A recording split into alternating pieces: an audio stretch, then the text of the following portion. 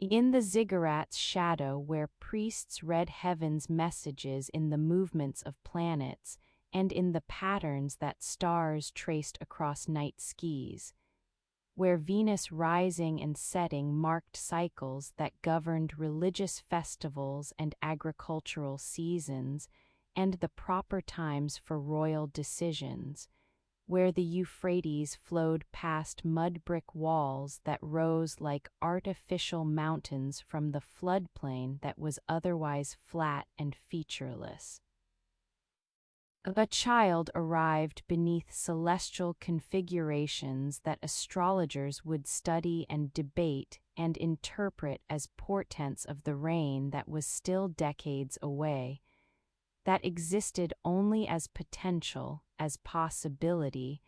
as the hope that every prince represents until time reveals whether the hope was justified or whether it was merely wish mistaken for prophecy. It is said he was born in 634 BCE, though the ancient tablets measure time differently than we do, not by the linear progression of numbered years extending infinitely forward and backward from arbitrary 0 point, but by the reigns of kings whose names marked epochs,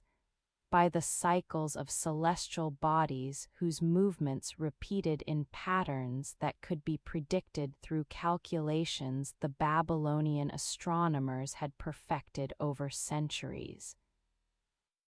by the floods that came with seasonal regularity and that marked the rhythm of agricultural life in Mesopotamia, where civilization depended on the rivers and on understanding their moods and their cycles. He was called Nabukadurrasur in the Akkadian language that was spoken in Babylon, a name that meant Nabu protect my firstborn son or Nabu protect the boundary stone, invoking the god of wisdom and writing and scribal arts, the deity who kept divine records and who knew the fates that had been decreed for all mortals, who could intercede with the great gods on behalf of those who honored him properly. The name itself was prayer and hope and claims simultaneously prayer for protection, hope that the child would be worthy of divine favor, claim that the family's boundary stones their property rights, their political position, their place in cosmic order deserved to be preserved and protected by the gods who governed such matters. His father Nabopolassar had achieved what seemed impossible barely a generation earlier. He had overthrown Assyrian domination, had driven out the governors and the garrisons that had controlled Babylon for decades, had restored Babylonian independence, and had begun the work of transforming Babylon from subject city into imperial capital, from place where others' commands were obeyed into place from which commands would emanate to subject peoples who would learn to fear and to respect Babylonian power as they had once feared and respected Assyrian might. Beneath the silence of the sources that tell us little about Nebuchadnezzar's childhood, about his education or his early experiences or the process through which prince became crown prince became king, we can imagine what it meant to be born to Babylon in this moment of transition and transformation. The boy grew up in palace that was itself under construction, in city where old buildings were being torn down and new ones raised, where the scars of Assyrian occupation were being erased through building programs that proclaimed Babylon's revival, where everywhere he looked he would have seen evidence of his father's determination to make Babylon great again. and to restore the temples that had been neglected, and to rebuild the walls that had been allowed to deteriorate, and to dredge the canals that controlled the Euphrates, and that made agriculture possible in land that received little rainfall. In chambers where oil lamps illuminated cuneiform tablets, where scribes practiced their craft by copying the ancient texts that preserved Mesopotamian wisdom, the Epic of Gilgamesh with its meditation on mortality and the search for immortality, the Enuma Elish with its account of creation and of Marduk's rise to supremacy among the gods,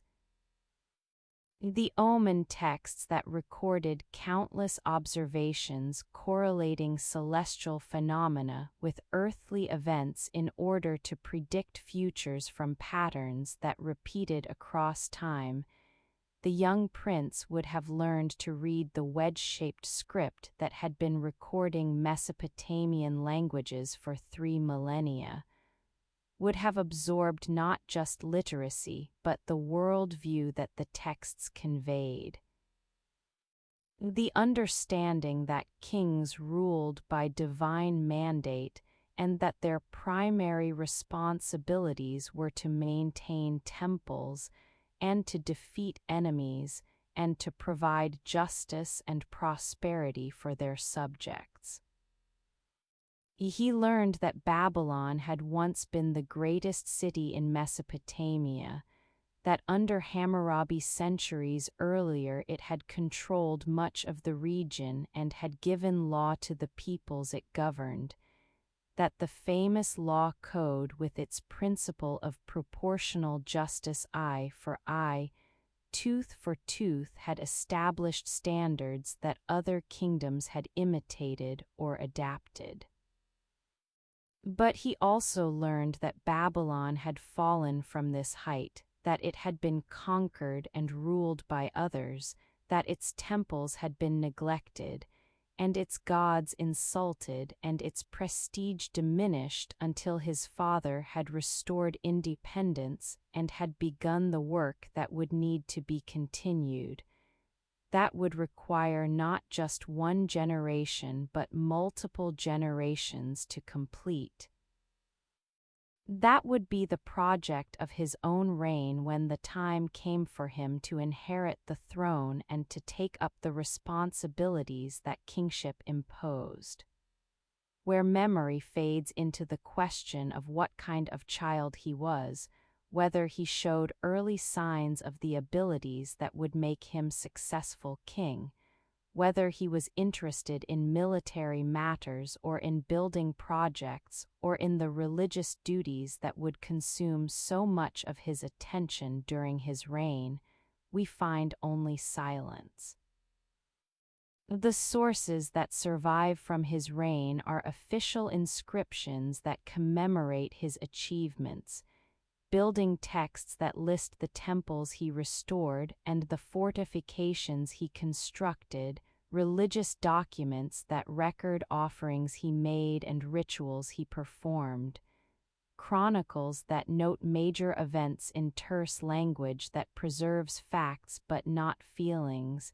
that records what he did but not what he thought or felt or dreamed. But we know that he was trained for kingship, that he would have received education appropriate to his status, that he would have learned not just reading and writing but also military command and religious protocol and the administrative skills necessary to govern an empire. He would have been taught that the king was responsible for maintaining cosmic order,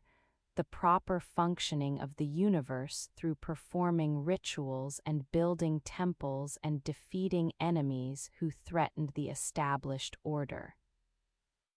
He would have learned that Babylon's gods, especially Marduk, the city's patron deity, required service from the king, that temples needed to be maintained and festivals celebrated and offerings made, that the relationship between the divine and the human realms was mediated through the king, and that his proper performance of these mediating functions was what made civilization possible, what kept chaos at bay, what ensured that the floods came at the right time and in the right measure. That the harvests were abundant, that the empire prospered. It is said that his father involved him in military campaigns while Nebuchadnezzar was still young, that the prince commanded forces and gained experience that would serve him when he became king, that he proved himself capable in ways that confirmed he was worthy to inherit, that he was not merely beneficiary of birth order but was genuinely qualified to rule. The crown prince who fights alongside his troops and who demonstrates military competence creates different dynamic than the crown prince who remains at court and who must prove himself after inheriting throne. Nebuchadnezzar would ascend to power already having established reputation, already having supporters among the military who had served under him and who knew his capabilities. Did he sense, even then, what he would become? Did the prince born beneath stars that priests interpreted and beneath divine name that promised protection understand that he would transform Babylon from the city his father had begun rebuilding into the city that would be remembered as one of history's great capitals, that would be listed among the wonders of the ancient world, that would inspire both awe and terror in those who encountered it, that would become in biblical tradition the very symbol of human pride and imperial power? The question hovers in the Babylonian air like the smoke from sacrificial fires, unanswerable with certainty but persistent in its implications. The child born to brick and starlight, to the mud brick buildings that were Mesopotamia's primary construction material, and to the stars whose movements the priests studied, and whose positions guided royal decisions, would become the man who built more extensively than perhaps any other ancient king, who transformed Babylon into architectural marvel, who made the city shimmer with glazed bricks, and who made its streets worthy of the gods who were believed to walk them during festivals, who created works that would endure not just in physical remains but in memory and legend, and in the imaginations of all who heard of Babylon and who wondered whether such magnificence was possible, whether the accounts were exaggerated, whether reality could match the descriptions. Some voices only echo when we are ready to listen. And the voice of the prince who became the builder king speaks still in the ruins of Babylon, in the reconstructed gates and the excavated foundations, in the tablets that preserve his building inscriptions and in the biblical texts that record his conquests, in the dust where his city stood and in the legends that have grown around his name, in the silence where we must acknowledge that what we know is partial and what we imagine fills the gaps that knowledge cannot fill. In the recognition that Nebuchadnezzar was both historical person who lived and ruled and built, and mythological figure who has been shaped by the needs and the perspectives of those who remembered him, who transformed him from Babylonian king into biblical character, from builder of cities into symbol of empires, from mortal ruler who died and whose dynasty fell into name that persists across millennia, speaking still to anyone who wonders what it meant to be born to throne and to prophecy. To brick and to starlight, to the responsibility to build and the ambition to create something that would outlast the builder, that would speak across centuries about what one king valued and what one city achieved and what one moment in history made possible before the moment passed and Babylon declined and the desert covered what human hands had raised. Somewhere in ancient Babylon, or in the memory of Babylon that has been filtered through centuries of retelling and embellishment, or in the dreams that Babylon inspired in those who heard tales of its magnificence, but who never walked its streets or climbed its terraced heights or felt the cool mist from irrigation systems that seemed to defy nature and reason both. There existed gardens that have become perhaps the most famous of all Nebuchadnezzar's creations, despite the fact that their very existence is disputed, that no certain archaeological evidence has been found for them, that they appear in Greek accounts but not in Babylonian building inscriptions, that they may have been conflation or confusion or pure invention, but that have nonetheless become inseparable from Babylon's legend, from Nebuchadnezzar's reputation, and from the image of the city that exists in collective imagination. It is said that he built them for his Median wife Amytis, daughter of the king of Media who had been Babylon's ally in the wars that destroyed Assyria, who had been given to Nebuchadnezzar as part of the diplomatic alliance that cemented the partnership between the two kingdoms that had together brought down the empire that had dominated the region for centuries. Amytis had grown up in the mountains of Media, in lands where greenery was natural consequence of elevation and rainfall, where forests grew without human intervention, where the landscape offered vertical relief and varied horizons and the kind of natural beauty that Mesopotamia's flat alluvial plains could not provide. When she came to Babylon, to the city that rose from the floodplain like geometric statement of human will imposed on reluctant geography,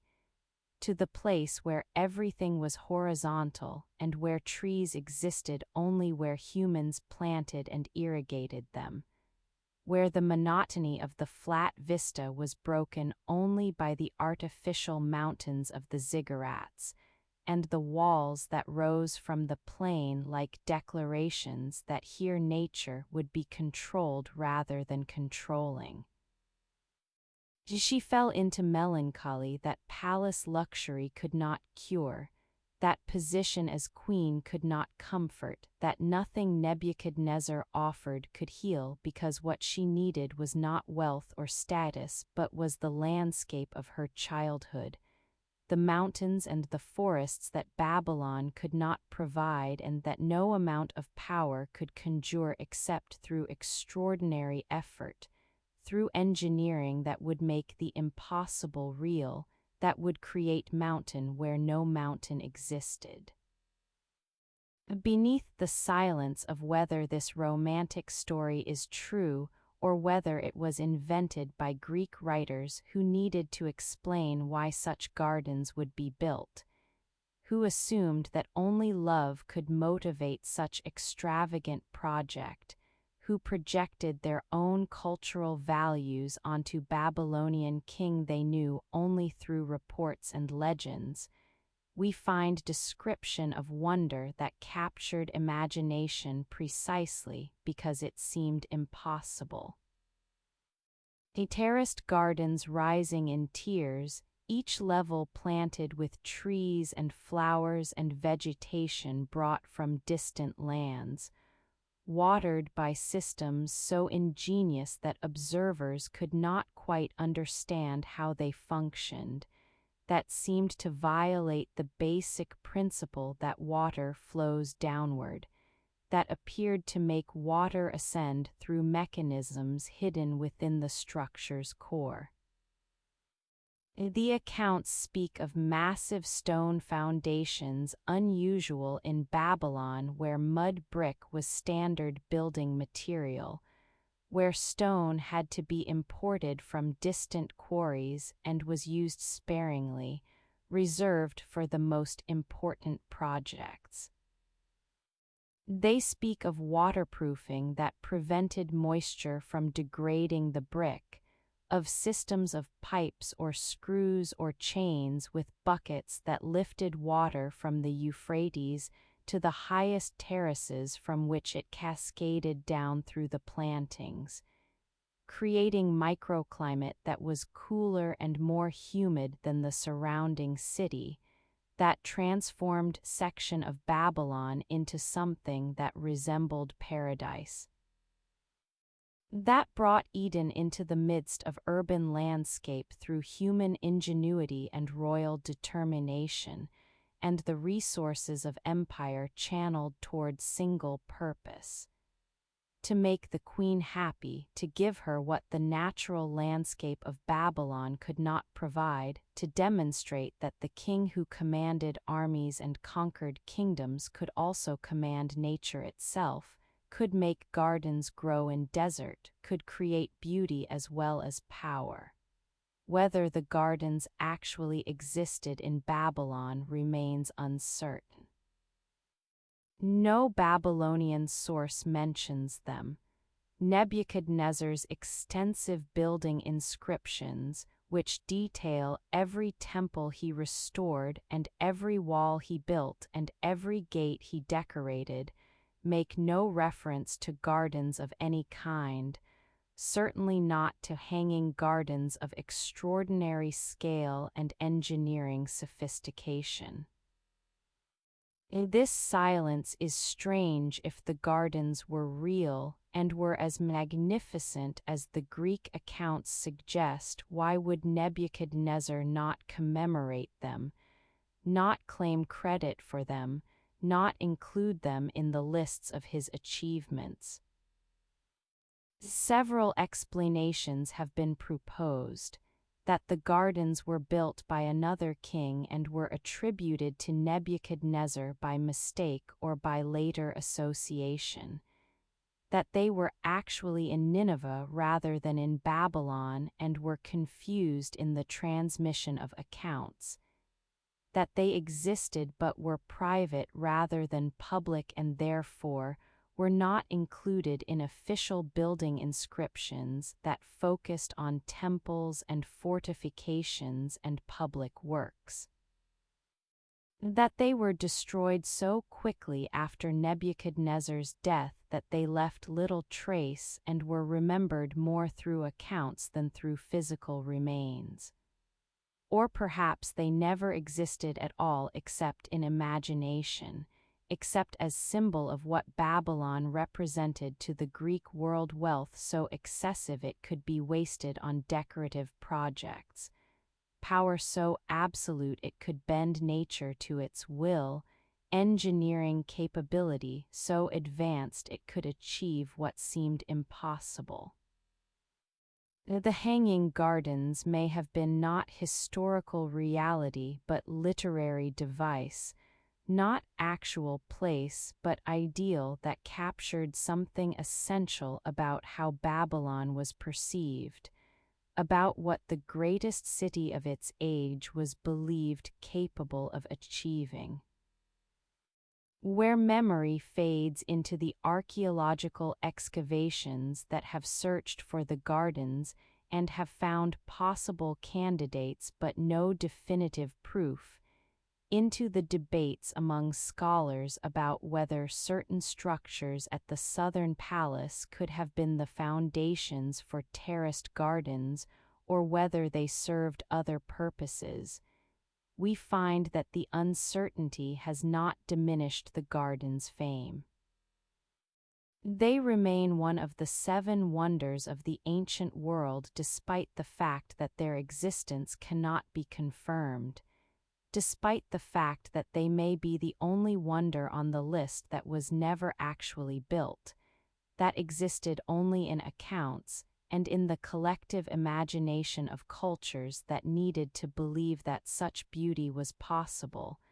that such engineering could be achieved, that love or pride or power or whatever motivated their creation could produce something so extraordinary.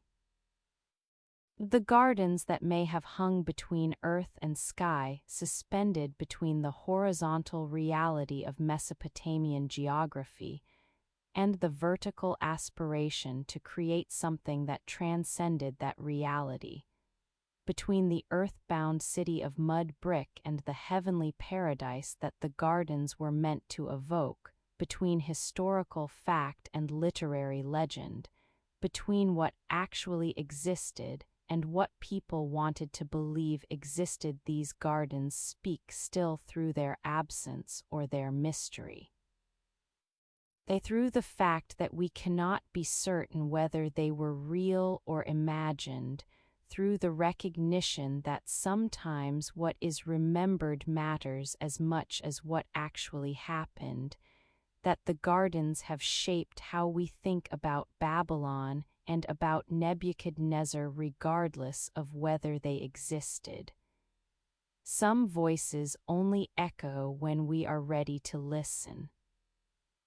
And the gardens whisper across the centuries about beauty and about love, about what rulers build to please those they care for, or to demonstrate their power, or to create legacy that will outlast their lives, about the relationship between nature and culture and the human desire to control and to shape and to make permanent what is inherently temporary. About the way that legends grow around achievements that may or may not have occurred but that capture something essential about the age that produced them or that claimed to have produced them. About how we remember and what we choose to believe and why some stories persist despite lack of evidence while others are forgotten despite being documented. About the dust where gardens may have bloomed or may never have existed, where terraces may have risen or may be only in our minds. Where the voice of the Builder King speaks or remains silent, leaving us to wonder whether the silence is because there was nothing to say or because what was built has been so thoroughly destroyed that even its memory is uncertain, fragmentary, contested, beautiful in its way precisely because we cannot be sure, cannot know with certainty, must accept that some questions about the past cannot be answered definitively, that the gardens hang between earth and sky still. Suspended in the space between history and legend, between what we know and what we imagine, between the Babylon that existed and the Babylon that we need to have existed, that we want to believe was real because the alternative that such beauty was never created, that the wonder was never built seems somehow sadder than accepting that it existed and was destroyed, that it was real and is lost. That the gardens bloomed and withered and disappeared, leaving behind only accounts that may be true or may be fiction, or may be some combination that we will never untangle completely. Through the Ishtar Gate, where glazed bricks caught sunlight and transformed it into something that seemed to glow from within rather than merely reflecting light from without, where the blue of lapis lazuli had been captured in ceramic and fired in kilns at temperatures that required generations of experimentation to perfect. where dragons and bulls and lions marched in endless procession along walls that towered above the processional way that led from the Euphrates through the heart of Babylon to the ziggurat at its sacred center. The greatest ceremonies of the Babylonian year unfolded in pageantry that combined religious devotion with imperial spectacle, that demonstrated through ritual and through architecture that Babylon was not merely city among cities but was cosmic center, axis around which the heavens revolved. A place where divine and human realms intersected in ways that made the city itself sacred, that transformed streets into temples and gates into thresholds between the ordinary and the extraordinary. The gate was covered in glazed bricks that shimmered in tones of blue that ranged from deep cobalt to bright turquoise, colors that were achieved through addition of copper compounds to the glaze, through techniques that Mesopotamian artisans had developed and refined over centuries, through processes that required precise control of kiln temperatures and careful application of glazes in multiple layers to achieve the depth and the brilliance that made the Ishtar Gate unlike anything else in the ancient world. That made it immediately recognizable as something special, something that transcended mere function and became art, became statement about what Babylon valued and what it was capable of achieving. It is said that the gate was named for Ishtar, goddess of love and war, deity whose contradictions embodied the complexities of existence itself, the same goddess who brought fertility and who brought destruction, who protected lovers and who incited battles, who represented the life-giving force that made crops grow and children be born, and who also represented the destructive power that made cities fall and soldiers die and empires crumble. Ishtar was patron of Babylon along with Marduk, was honored in temples and festivals, was believed to descend from heaven during the New Year celebrations to walk through her gate, to process along the street that bore her name, to bless the city and the king, and to ensure prosperity for the year to come. The animals that decorated the gate and the processional way were not merely ornamental but were deeply symbolic, were representations of divine power channeled through specific forms that ancient Mesopotamians recognized immediately, even if modern viewers require explanation to understand what they are seeing. The bulls represented Adad, god of storms and of the rain that made agriculture possible in land that depended on irrigation, that received little rainfall, that lived always with the fear of drought, and with the hope that the waters would come in sufficient quantity to sustain life, but not in such excess that they would destroy the levees and drown the crops and wash away the cities. Beneath the silence of the original theological meanings that have been partially lost as the religion that produced them disappeared and was replaced by other faiths with other symbols and other ways of understanding the divine, we can still sense what the imagery was meant to convey. A power that was supernatural, protection that was guaranteed by the gods themselves, decoration that was also prayer made visible, art that was also theology expressed through form and color, and the arrangement of sacred images along processional route that transformed walking from mundane activity into religious experience.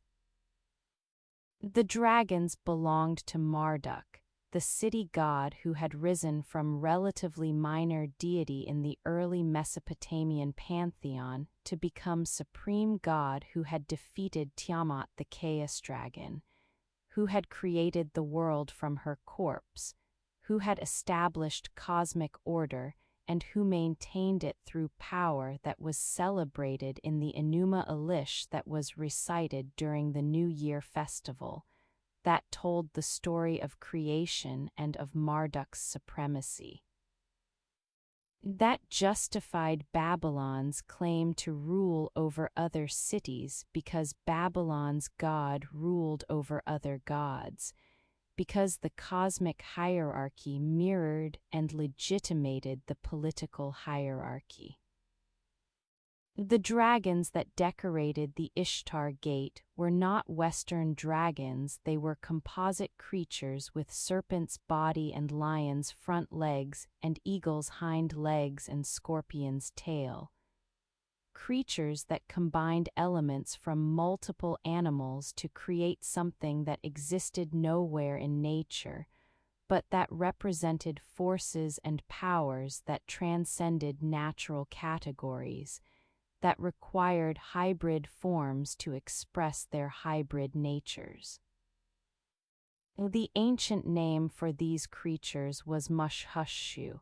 and they were understood to be servants of Marduk, manifestations of his power, guardians that protected the gate and the city and the empire that the gate symbolized. Where memory fades into the experience of approaching the gate as ancient pilgrim or visitor would have approached it, walking along the processional way with its walls decorated with 120 lions in yellow and brown glazed brick against blue backgrounds, seeing the gate rise before you with its towers and its arches and its shimmering surfaces that seemed almost to move as the light changed and as you walked closer. Feeling the weight of its presence and the message it communicated about Babylon's power and its god's favor, and the king who commanded the resources and the labor and the artistic skill necessary to create such marvel, we can imagine what it meant to enter Babylon through this gate, how it shaped perceptions, how it created impressions that would last lifetimes. The gate that stands today in the Pergamon Museum in Berlin is reconstruction created from excavated bricks, from fragments that German archaeologists recovered during expeditions in early 20th century, from pieces that were shipped to Germany and that were used to reassemble the gate in museum setting that preserves it but that also removes it from context. That makes it beautiful object to be viewed, but that cannot fully communicate what it meant when it stood in Babylon. When it was not museum piece but was functioning entrance to living city, when the ceremonies that processed through it were not historical reenactments but were vital religious practices that renewed cosmic order, and that guaranteed the city's continued prosperity. It is said that the reconstruction in Berlin uses only a fraction of the original bricks, that most of the gate as it appears in the museum is modern reconstruction based on the patterns that the excavated fragments revealed, that what visitors see is approximation rather than the actual ancient structure. The original site in Iraq has its own reconstruction, created using different materials and different techniques, standing approximately where the ancient gate stood but offering paler echo of the original's glory, serving primarily to mark the location and to suggest the scale rather than to reproduce the visual impact that the glazed bricks would have created. The removal of the Ishtar Gate to Berlin, like the removal of the Parthenon sculptures to London, raises questions about cultural heritage and about who has right to possess and display artifacts from ancient civilizations. About whether the museums that removed these objects preserved them from destruction that might have occurred if they had remained in their original locations, or whether the removal was itself form of cultural theft that deprived the descendants of the cultures that created these objects of their own heritage, of physical connection to their past. Of the right to determine what happens to artifacts that were created by their ancestors, even if those ancestors lived millennia ago, and even if the connection is more cultural and geographic than genetic. Some voices only echo when we are ready to listen. And the Ishtar Gate speaks through its blue-glazed splendor about beauty in service of power, about art that is also theology, about the gates that separate the ordinary from the sacred, about the processional ways we walk when we enter spaces that have been consecrated, about the lions and dragons and bulls that guard thresholds both physical and spiritual. About the king who built this gate to honor the gods and to impress his subjects and to demonstrate to visitors from other lands that Babylon was city of wonders, that what could be achieved here exceeded what could be achieved elsewhere, that the glory of the city was visible in its gates and walls and temples, that entering Babylon through the Ishtar Gate was not merely passing through architectural feature, but was crossing boundary into different realm. Into space that had been made sacred through royal decree and divine presence, and the artistic achievement that transformed mud brick into shimmering surface that caught light and held it, that made the gate glow as if illuminated from within. The blue lions walk forever along the processional way,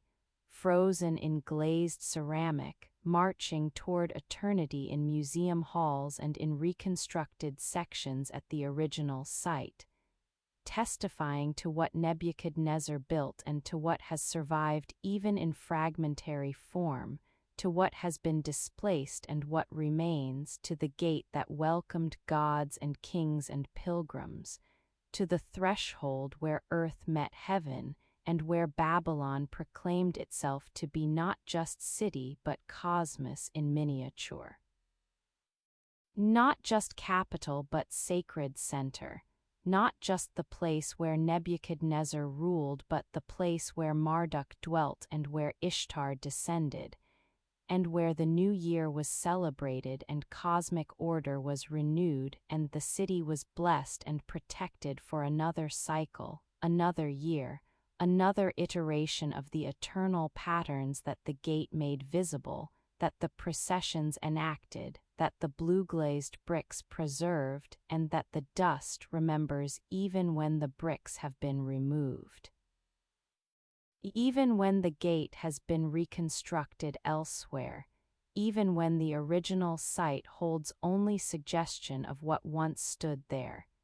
even when the lions walk in museums rather than in Babylon, even when the voice of the Builder King must compete with the voices of curators and tourists and scholars, all of us trying to understand what the gate meant, what it means, what it says about power and beauty, and the human need to create thresholds that transform passing through into pilgrimage. That make gates into gateways not just between neighborhoods but between states of being, between the secular and the sacred,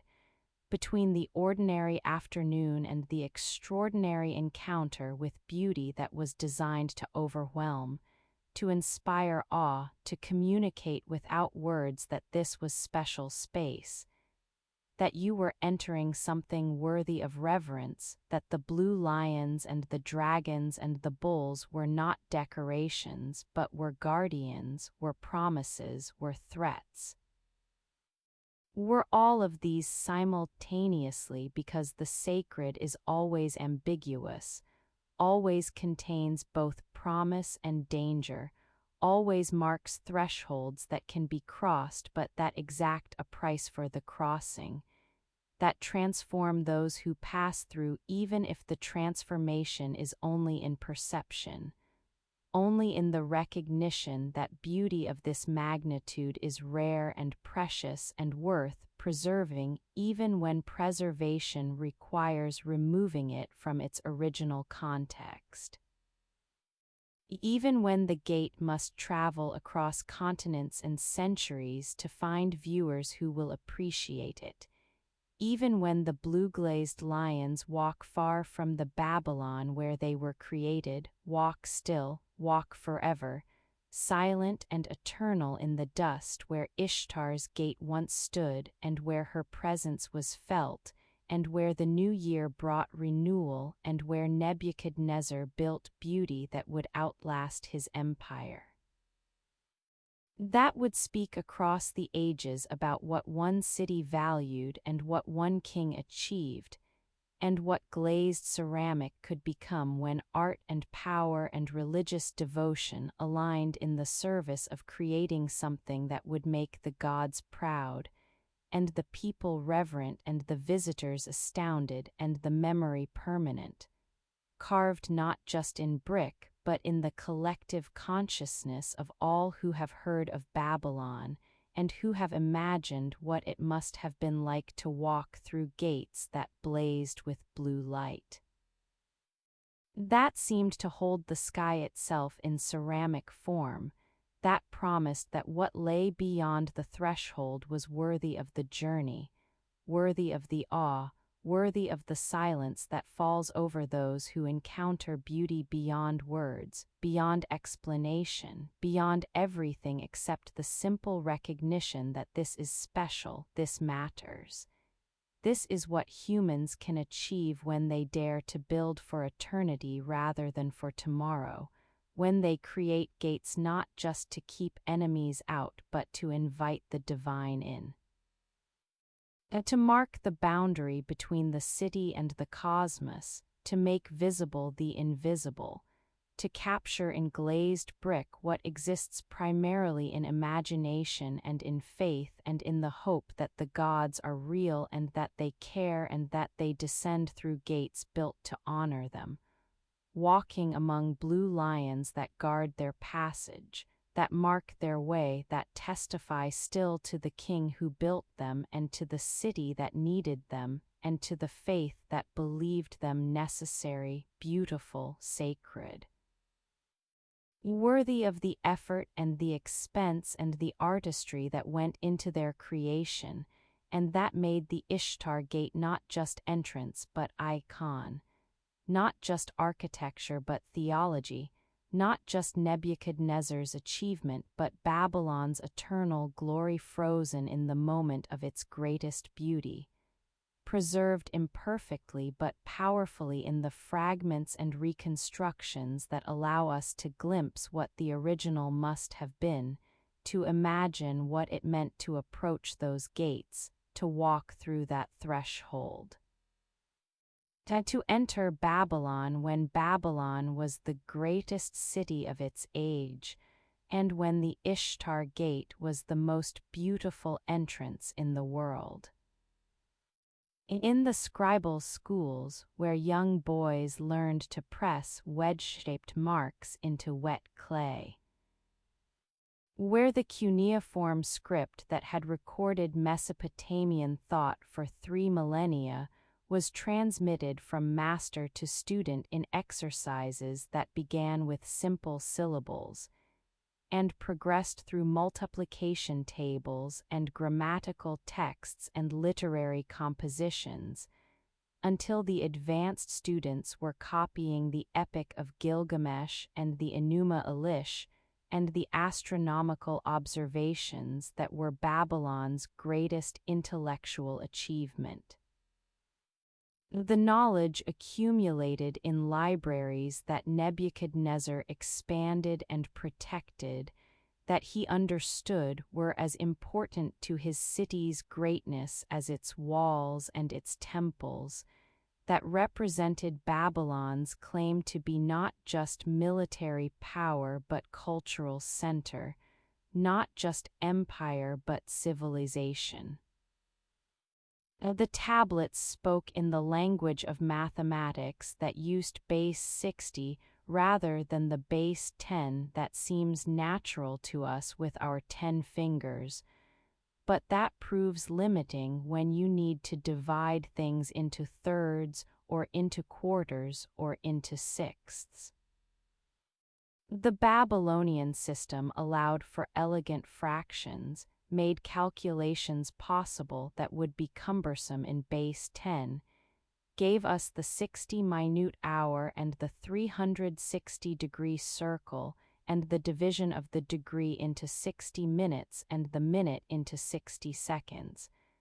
Mathematical legacy that persists in how we measure time and angles, even though we no longer remember why we use 60 as the base for these particular measurements.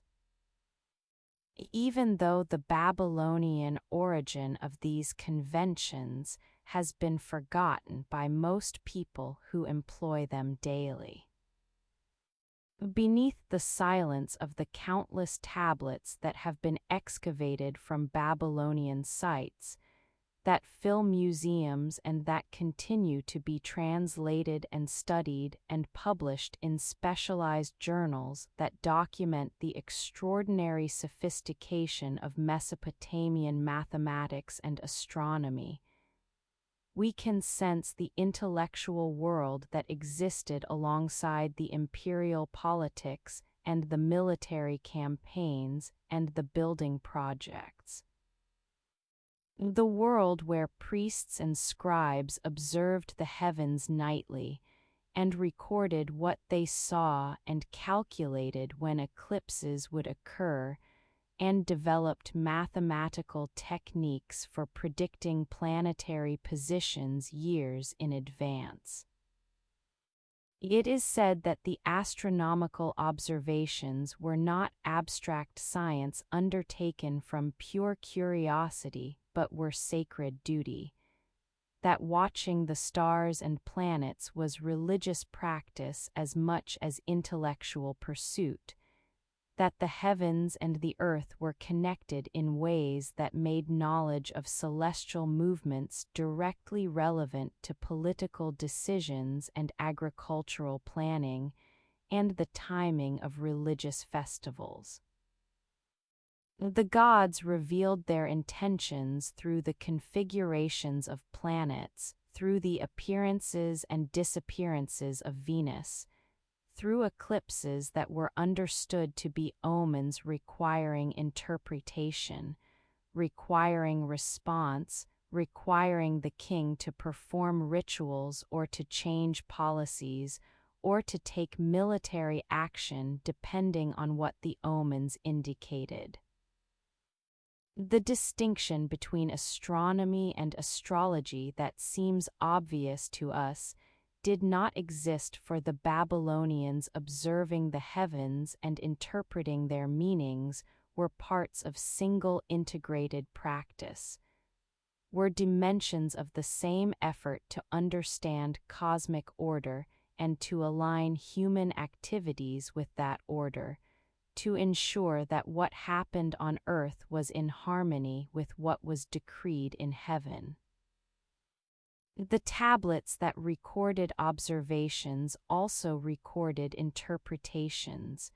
preserved both data and the meanings that were extracted from the data, created knowledge system that modern science would later divide into astronomy legitimate and astrology illegitimate,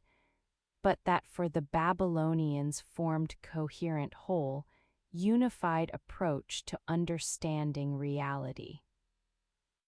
Where memory fades into the question of what has been lost, how many tablets have crumbled to dust? How many libraries have been burned or looted or simply abandoned and allowed to deteriorate? How much knowledge has disappeared because clay tablets are fragile despite being more durable than papyrus or parchment, because they can be broken and scattered and lost in ways that make reconstruction difficult or impossible. We must acknowledge that what survives is probably a small fraction of what once existed. That Babylonian intellectual achievement was likely even greater than what the surviving tablets suggest. Nebuchadnezzar's reign saw continued development of the astronomical observation programs that had been ongoing for centuries, saw construction or restoration of observation platforms on ziggurats where priests could watch the horizon and the zenith, where they could mark the rising and setting points of stars and planets, where they could make the careful observations that were recorded in tablets that created database allowing predictions to be made, allowing patterns to be identified, allowing the chaotic apparent motion of planets to be recognized as actually following regular cycles that repeated over long periods. The mathematical tablets demonstrate proficiency with calculations that included square roots and cube roots, that used geometric techniques to calculate areas and volumes, that solved problems that would not look out of place in modern mathematics curriculum, even if the notation and the approach were different from what we use today. The Babylonians could solve quadratic equations, could work with what we would call algebraic problems, even though they expressed them rhetorically rather than with the symbolic notation that we associate with algebra, could manipulate abstract quantities, and could understand mathematical relationships that transcended specific concrete examples. It is said that the scribal education system that produced these mathematical and astronomical achievements was rigorous and selective, that becoming scribe required years of study, that only small percentage of the population was literate, that the scribes formed educated elite whose skills were valued precisely because they were rare, because the ability to read and write and calculate gave access to knowledge and to administrative positions that commanded respect and provided economic security. The scribes were not priests necessarily, though some priests were scribes and some scribes served in temples, but were professional class whose expertise was needed for record-keeping and for drafting legal documents and for conducting the correspondence and the accounting that empire required. Beneath the silence of the individual scribes whose names are mostly lost, except for the famous ones like Brilliance, who wrote Greek-language history of Babylon that survives only in fragments quoted by later authors, we can imagine the daily work of maintaining the libraries and copying the texts and making the observations and performing the calculations and teaching the students. The unglamorous but essential labor that created and preserved the knowledge that made Babylon intellectually as well as politically important, that made the city center of learning as well as center of power. Some voices only echo when we are ready to listen. And the tablets that spoke in heavenly mathematics speak still to anyone who studies them, who learns to read cuneiform, Who traces the wedge-shaped marks and deciphers the numbers and follows the calculations and reconstructs the astronomical observations and recognizes that the ancient Babylonians were not primitive or superstitious, or not only those things, but were sophisticated observers and thinkers who developed techniques and accumulated knowledge that would be lost when Babylon fell, and that would have to be rediscovered or reinvented centuries later when Islamic astronomers and European scientists returned to questions that the Babylonians had already explored. The base 60 mathematics and the astronomical observations and the libraries that Nebuchadnezzar maintained represent dimension of his reign that is less dramatic than his building projects or his military conquests, but that may be equally significant to his legacy. That demonstrates that the Builder King understood that empires require not just walls and armies, but also knowledge and literacy, and the institutions that preserve and transmit cultural and intellectual achievements across generations. That what makes city truly great is not just its fortifications or its monuments, but its schools and libraries and the thinkers who work within them, who observe and calculate and record and teach, who create the knowledge infrastructure that outlasts political power and that continues to speak long after the empires have fallen, long after the walls have crumbled,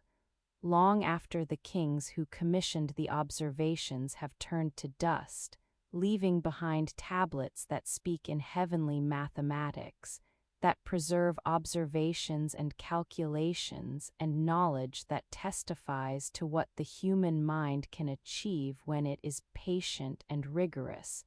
and committed to understanding rather than merely to believing, to observing rather than merely to assuming, to calculating rather than merely to guessing,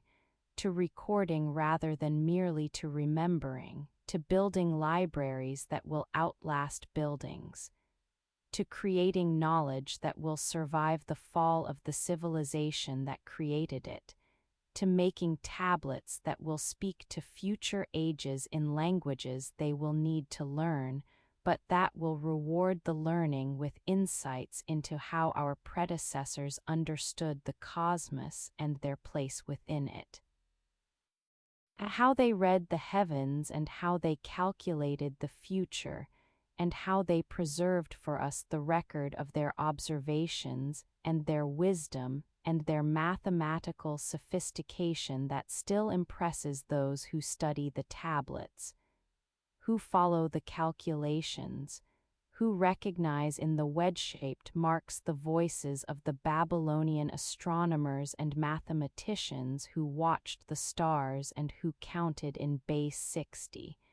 and who gave us measures that we still use without remembering where they came from, without acknowledging that when we divide the hour into 60 minutes we are using Babylonian mathematics, that when we divide the circle into 360 degrees we are employing Babylonian geometry, that the tablets speak still in our clocks and our compasses and our astronomical calculations, speak in the dust where the scribal schools stood and where the observations were made, and where Nebuchadnezzar's Babylon preserved and transmitted the knowledge that his empire needed, and that human civilization has continued to need ever since. In 597 BCE, when Jerusalem's walls could no longer withstand the Babylonian siege that had encircled the city and cut off its supplies, when the food stores were depleting and the defenders were exhausted, and the realization had settled over the population that resistance was futile. When King Jehoiachin, who had reigned for barely 3 months since his father's death, understood that surrender was the only alternative to watching his city be destroyed and his people be slaughtered, Nebuchadnezzar took captives. It is said that 10,000 people were carried into exile according to the biblical accounts: the royal family and the aristocracy, the priests and the craftsmen, the educated and the skilled, those whose presence in Jerusalem had made it function as capital and whose absence would ensure that it could not easily rebel again, that it would be administratively decapitated, that whatever government remained would be puppet regime dependent on Babylonian approval and incapable of mounting serious resistance. The exile was calculated policy, was standard practice for Neo-Babylonian and earlier Assyrian empires, was recognition that conquered peoples could be controlled more effectively if their leadership was removed and relocated to the imperial capital where they could be watched, and where their skills could be put to use in service of the empire that had conquered them. The exiles were not slaves in the classical sense. They were allowed to own property, to engage in commerce, to maintain their religious practices, to live in communities rather than being scattered individually throughout the empire, but they were also not free to return to their homeland, were held in Babylon not through chains but through distance and through the implicit threat that rebellion or escape attempts would be punished harshly. Beneath the silence of the individual experiences that the biblical texts preserve only in representative examples, in the lamentations and the prophecies and the narratives that remember the exile as defining trauma, we can imagine what it meant for the Judean captives to be marched hundreds of miles from Jerusalem to Babylon, to leave behind the land that their ancestors had occupied for centuries, and to see the temple that Solomon had built centuries earlier and that had been the center of their religious life, to be separated from the landscapes and the rhythms and the certainties that had structured their understanding of who they were and what their relationship with their God entailed. The prophet Ezekiel was among the exiles who had been taken in 597 BCE, living in settlement near the Kebar Canal, receiving visions that have become some of the most striking imagery in biblical literature: the wheels within wheels and the creatures with 4 faces, the valley of dry bones that came back to life, the detailed descriptions of the restored temple that would be rebuilt when the exile ended and the people returned to their land. His prophecies demonstrate that exile was not merely political or economic crisis, but was theological crisis, was challenge to everything that Israelite religion had taught about the relationship between God and land and temple, was forced evolution from understanding Yahweh as deity tied to specific territory and specific sanctuary to understanding him as God who could be encountered anywhere, who was not confined to Jerusalem but who accompanied his people into exile, who was not defeated when his temple was destroyed, but who was using the exile as punishment and as purification. Where memory fades into the transformation that the exile produced, into the ways that Judaism as we know it emerged from the crisis of having lost political independence and temple and land. We find that the disaster became opportunity,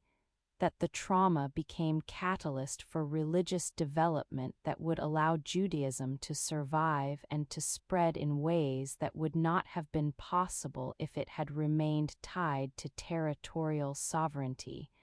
and to temple sacrifice as its primary mode of worship. The exiled community developed new practices, synagogue worship and Sabbath observance, and the study of Scripture that could be maintained without temple, that could preserve Jewish identity in diaspora, that would prove remarkably durable and adaptable, that would allow Judaism to survive the destruction of the Second Temple in 70 CE and to persist through 2 millennia of diaspora until the modern return to Israel. It is said that Nebuchadnezzar appears in the biblical texts more than any other foreign king, that he becomes figure who is simultaneously historical person and theological symbol, simultaneously enemy of Israel and instrument of divine will, simultaneously destroyer of Jerusalem and servant of the God who, according to the prophets, had sent him to punish his own people for their sins, and who would eventually punish Nebuchadnezzar and Babylon for their pride and their cruelty. The ambivalence toward Nebuchadnezzar in biblical tradition reflects the complexity of trying to understand catastrophic historical events through theological lens, trying to maintain faith in God's justice and in His promises while experiencing defeat and exile and the apparent triumph of pagan empire over the people who claimed to be God's chosen. The biblical book of Jeremiah preserves the prophet's controversial advice to the Judeans. Submit to Babylon, accept the exile, do not rebel because rebellion will only make things worse, because God has decreed that Babylon will rule for 70 years and that resistance to Babylon is therefore resistance to divine will. This was deeply unpopular message, was seen by many as treason, as collaboration with the enemy, as abandonment of faith in God's protection and in His promises to preserve Jerusalem and the Davidic dynasty. But Jeremiah argued that the exile was divine punishment that had to be endured, that attempting to escape it through rebellion was futile and counterproductive, that the proper response was repentance and acceptance and waiting for the time when God would restore His people to their land. When Jerusalem did rebel again in 589 BCE, when King Zedekiah, who had been placed on the throne by Nebuchadnezzar after Jehoiachin's surrender, broke his oath of loyalty, and attempted to assert independence with Egyptian support, Nebuchadnezzar returned with his armies and besieged the city for 2 years until it fell in 587 BCE. This time the destruction was total. The temple was burned, the walls were broken down, the city was devastated, and another wave of exiles was taken to Babylon, while others fled to Egypt, taking the prophet Jeremiah with them against his will. Beneath the silence of the ruined city and the scattered population, beneath the catastrophe that marks the end of the First Temple period, and the beginning of the exile that would last until the Persian conquest of Babylon in 539 BCE, when Cyrus allowed the exiles to return and to rebuild the temple, we can sense how Nebuchadnezzar's conquest of Jerusalem became a pivotal moment in Jewish history. It became trauma that shaped Jewish identity and Jewish theology in ways that persist to the present, became the event that required explanation, and that generated the biblical historiography that saw history as moral drama where obedience brought blessing and disobedience brought punishment, where defeat was not random misfortune but was divine judgment, where even the greatest catastrophe could be understood as serving purposes that transcended the immediate suffering. Some voices only echo when we are ready to listen. And the voices of the exiles who wept by the rivers of Babylon, who remembered Zion and who asked how they could sing the Lord's song in a foreign land, who preserved their identity through their refusal to assimilate completely, who maintained hope that the exile would end and that return would be possible. These voices speak still in the psalms and prophecies that the exile generated, in the practices that emerged to preserve Jewish identity without temple or land, in the transformation that turned Israelite religion into Judaism, that made the exile not just disaster but crucible, not just defeat but opportunity for evolution, not just punishment but education, not just trauma but foundation for resilience that would allow Jewish people to survive through millennia of diaspora and persecution and exile in many lands. Always remembering the first exile, the Babylonian captivity that became template for understanding later exiles. That provided vocabulary and conceptual framework for making sense of suffering and displacement and the hope for return. Nebuchadnezzar appears in this narrative not as hero but as instrument, not as righteous but as powerful, not as worshipper of true God, but as unwitting servant of divine purposes he did not understand and would not have cared about if he had understood them. For him, the conquest of Jerusalem was strategic necessity, was part of establishing Babylonian control over the Levant, was response to rebellion by vassal state that needed to be punished as example to other vassals who might consider similar actions. The religious significance that the exile held for the Judeans was likely irrelevant to Nebuchadnezzar, who was concerned with political and military matters, who saw the exiles as resources to be relocated rather than as people undergoing theological crisis, who built his empire through methods that were standard for his time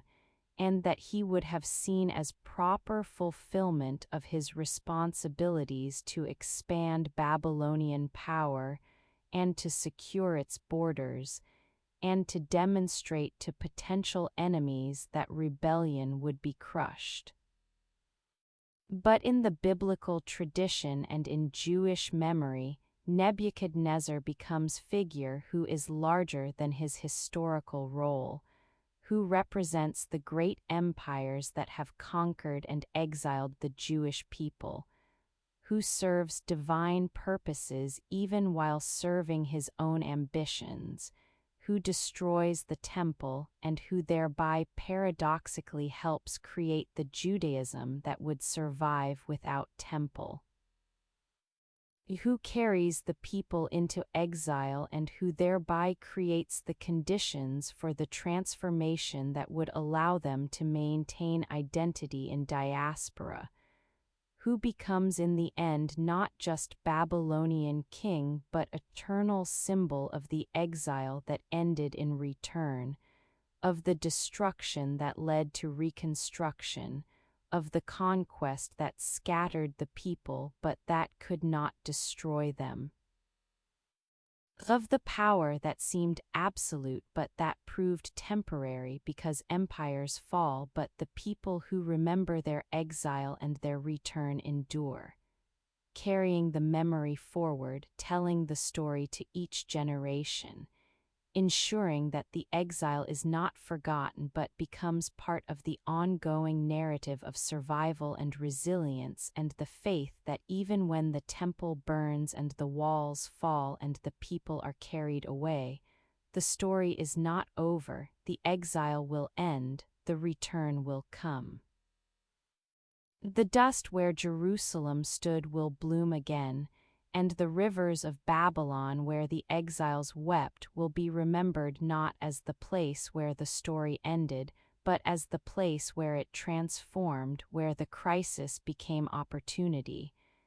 where Nebuchadnezzar's conquest became the exile that tested and refined and ultimately strengthened the people who endured it, who remembered it, who made it sacred memory that speaks still. In the biblical book of Daniel, there exists strange story that finds no confirmation in Babylonian sources, that appears only in the Hebrew text, and in the theological imagination it has inspired, story that has been painted and sculpted and dramatized for millennia, that has shaped how Western tradition remembers Nebuchadnezzar perhaps as much as his actual historical achievements. Story that says the great king was struck with madness for 7 years. That he was driven from human society and lived like an animal in the fields, eating grass like cattle, his body drenched with dew, his hair growing long like eagle's feathers, his nails like bird's claws, until the 7 years had passed and his reason returned to him and he acknowledged that the God of the Hebrews was indeed the Most High, that all earthly kingdoms were temporary, but that the kingdom of heaven would endure forever. The story appears in Daniel chapter 4, presented as first-person account attributed to Nebuchadnezzar himself, as royal proclamation that begins King Nebuchadnezzar to all peoples, nations, and languages that dwell in all the earth, peace be multiplied to you. It tells of a dream that troubled the king, of a great tree that reached to heaven and was visible to the ends of the earth, that provided food and shelter for all creatures. But that was then cut down by decree from a holy watcher who descended from heaven, that had its stump bound with iron and bronze and left in the grass while 7 times passed over it, until it would acknowledge that the Most High rules over the kingdoms of mortals and gives them to whom he will. Beneath the silence of whether this story preserves any historical memory or whether it is purely didactic fiction designed to teach theological lesson about pride and divine sovereignty, we find that scholars have debated its origins and its meaning for centuries without reaching consensus. The Babylonian chronicles that have survived make no mention of any period when Nebuchadnezzar was incapacitated or absent from rule, which is not surprising since royal inscriptions did not typically publicize weaknesses or failures, since the purpose of such texts was to establish eternal glory rather than to provide complete historical record that included embarrassing details. Some have suggested that the story might preserve distorted memory of illness or mental breakdown that Nebuchadnezzar experienced, that the 7 years might be symbolic rather than literal, that the description of living like animal might be exaggerated representation of period when he was unable to function as king and when regency was necessary. Others point to text from Qumran that attributes similar story to Nabonidus, the last king of Babylon who ruled decades after Nebuchadnezzar, who spent years away from Babylon in Arabian oasis town of Tama for reasons that remain unclear, who may have suffered from some kind of illness, suggesting that the story in Daniel conflates or confuses different kings or transfers incident from one king to another in service of theological narrative. Where memory fades into the question of what the story is meant to teach, regardless of whether it has historical basis, we find clear theological message. That pride leads to humiliation, that even the greatest king must acknowledge divine sovereignty,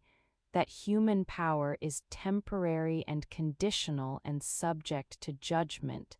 that Nebuchadnezzar, who had destroyed Jerusalem's temple and who had carried God's people into exile, was himself subject to that same God's authority,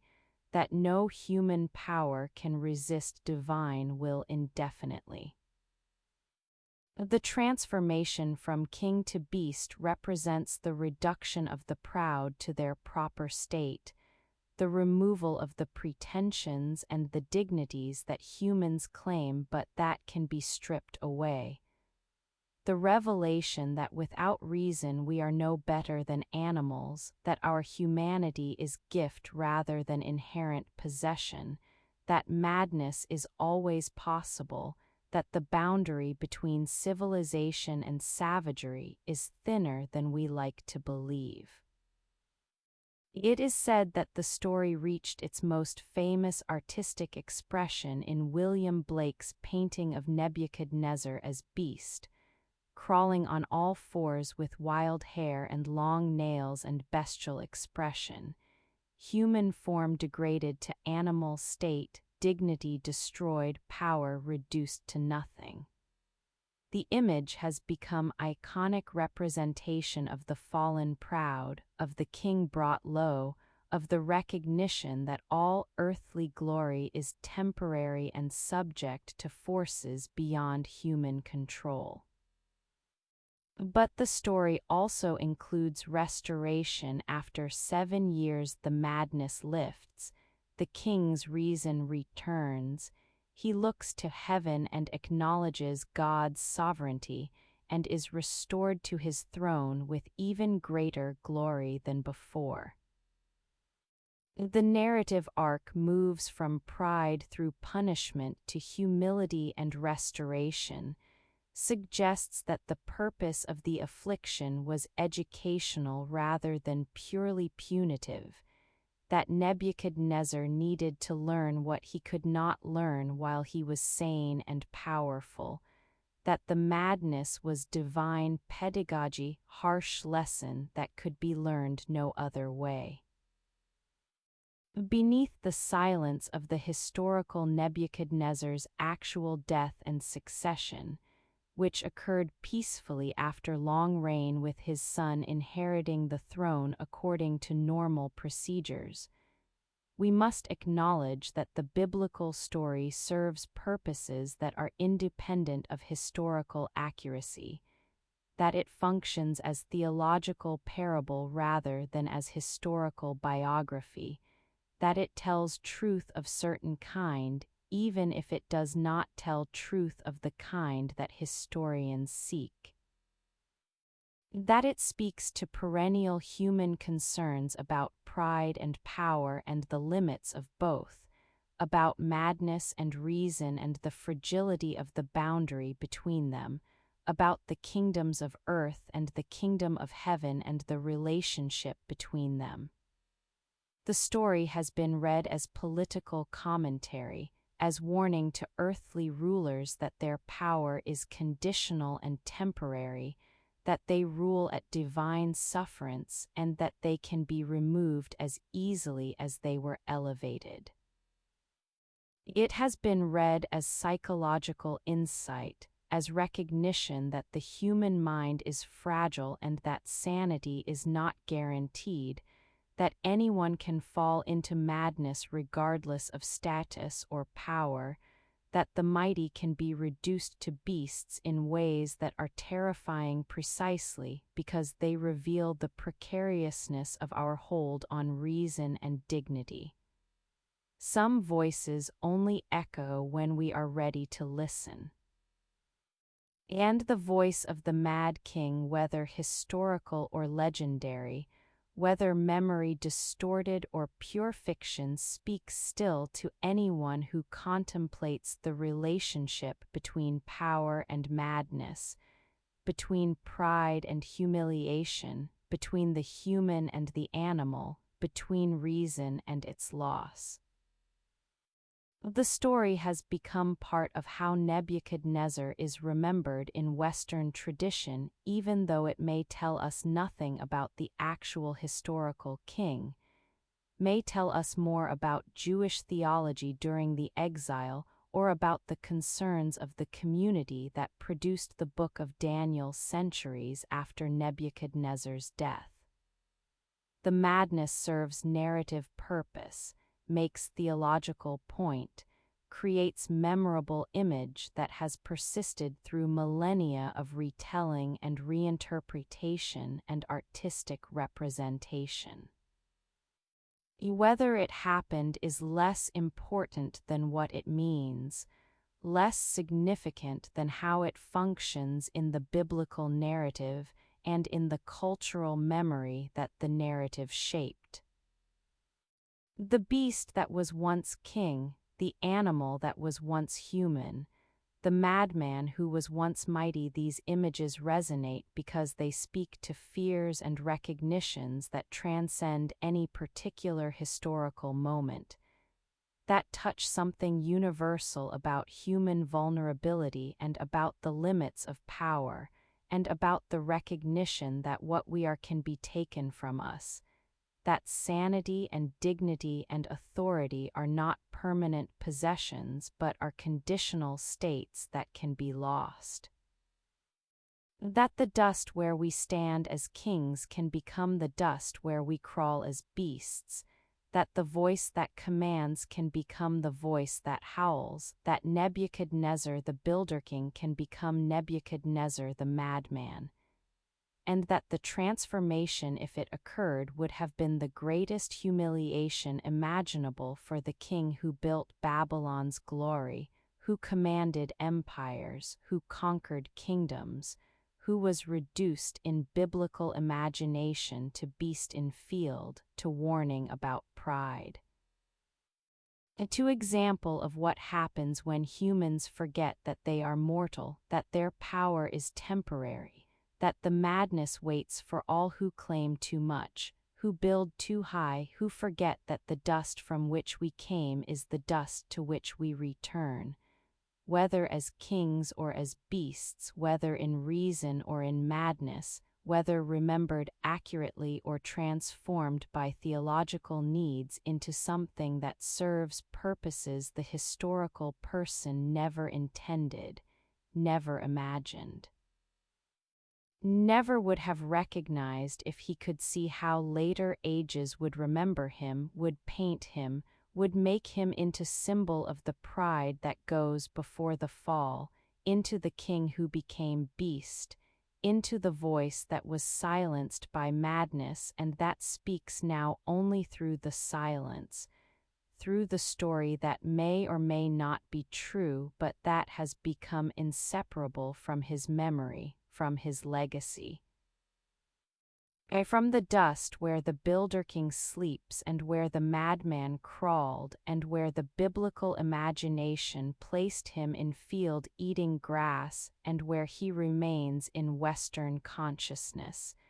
suspended between history and legend, between the king he was and the beast he may or may not have become.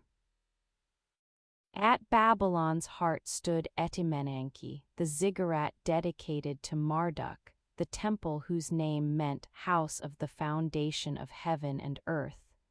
whose 7 terraced levels rose nearly 300 feet above the floodplain, whose massive footprint covered more than 300 square feet at its base, whose summit shrine was said to be place where Marduk descended from heaven during the New Year festival, where the gap between divine and mortal realms was thinnest, where the cosmic order that Marduk had established through defeating Tiamat, the chaos dragon, in primordial battle, was renewed through ritual and sacrifice, and the recitation of the Enuma Elish that told story of creation and of Babylon's divine mandate to rule over other cities, because Babylon's god ruled over other gods. The ziggurat was not merely building but was cosmic model, was representation in mud, brick, and bitumen of the structure of universe itself, was axis mundi around which the cosmos revolved, was connection point between the 3 levels of existence that Mesopotamian cosmology recognized: the heavens where gods dwelt, the earth where humans lived, and the underworld where the dead resided. The ziggurat made visible this cosmic structure, created physical manifestation of theological reality, allowed humans to climb toward heaven in ritual ascent that was simultaneously physical and spiritual, that took worshippers from earthly realm toward divine realm without actually crossing the boundary that mortals could not cross, that brought them as close to the gods as humans were permitted to come. Beneath the silence of the ziggurat itself, which exists now only as depression in the ground where excavations have revealed foundations and lower courses, but where the superstructure has disappeared, quarried for building materials over centuries, reduced to rubble and dust, we can reconstruct from ancient descriptions what once stood at Babylon's center.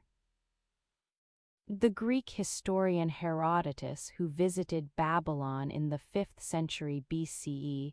described the ziggurat as having 8 levels, though Babylonian sources consistently mention 7, described a spiral ramp that wound around the exterior allowing access to the summit, described the shrine at the top where a single woman was kept to serve Marduk when he descended, though this detail may be confusion or misunderstanding of actual Babylonian practices. The biblical connection to the Tower of Babel story is irresistible even if uncertain. Genesis chapter 11 tells of humanity's attempt to build a tower that would reach heaven, of God's response in confusing their language so they could no longer understand each other and scattering them across the earth, of the abandonment of the tower project when communication became impossible. The story is etiological, explains why humans speak different languages, but it is also theological warning against human pride, against the attempt to storm heaven, against the presumption that humans can make themselves equal to God through architectural achievement. Where memory fades into the question of whether the biblical authors were thinking specifically of Etemenanke or of Mesopotamian ziggurats generally, whether they had actually seen the structures or were working from reports and descriptions, whether they understood the theological purposes that the ziggurats served or whether they misinterpreted them as expressions of pride rather than as legitimate religious architecture. we find that the connection between Babel and Babylon is both linguistic and symbolic. The name Babylon derives from Akkadian Babili, Gate of God, reflecting Mesopotamian understanding of the city as place where divine and human realms connected.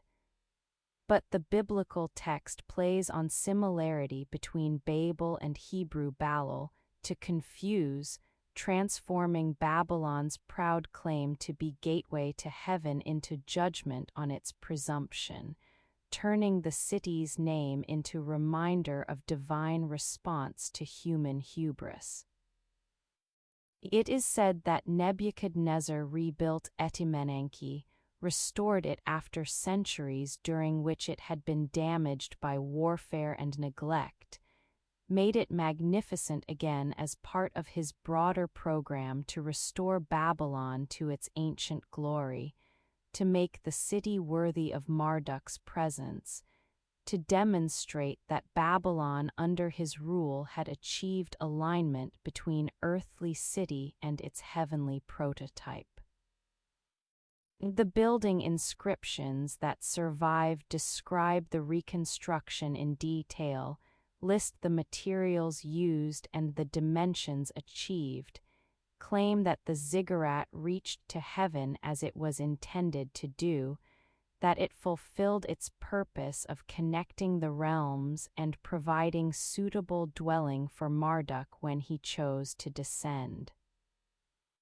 The reconstruction required enormous resources: brick and bitumen, cedar from Lebanon for the beams, labor from throughout the empire, skilled craftsmen who understood the techniques necessary to build at such scale and such height,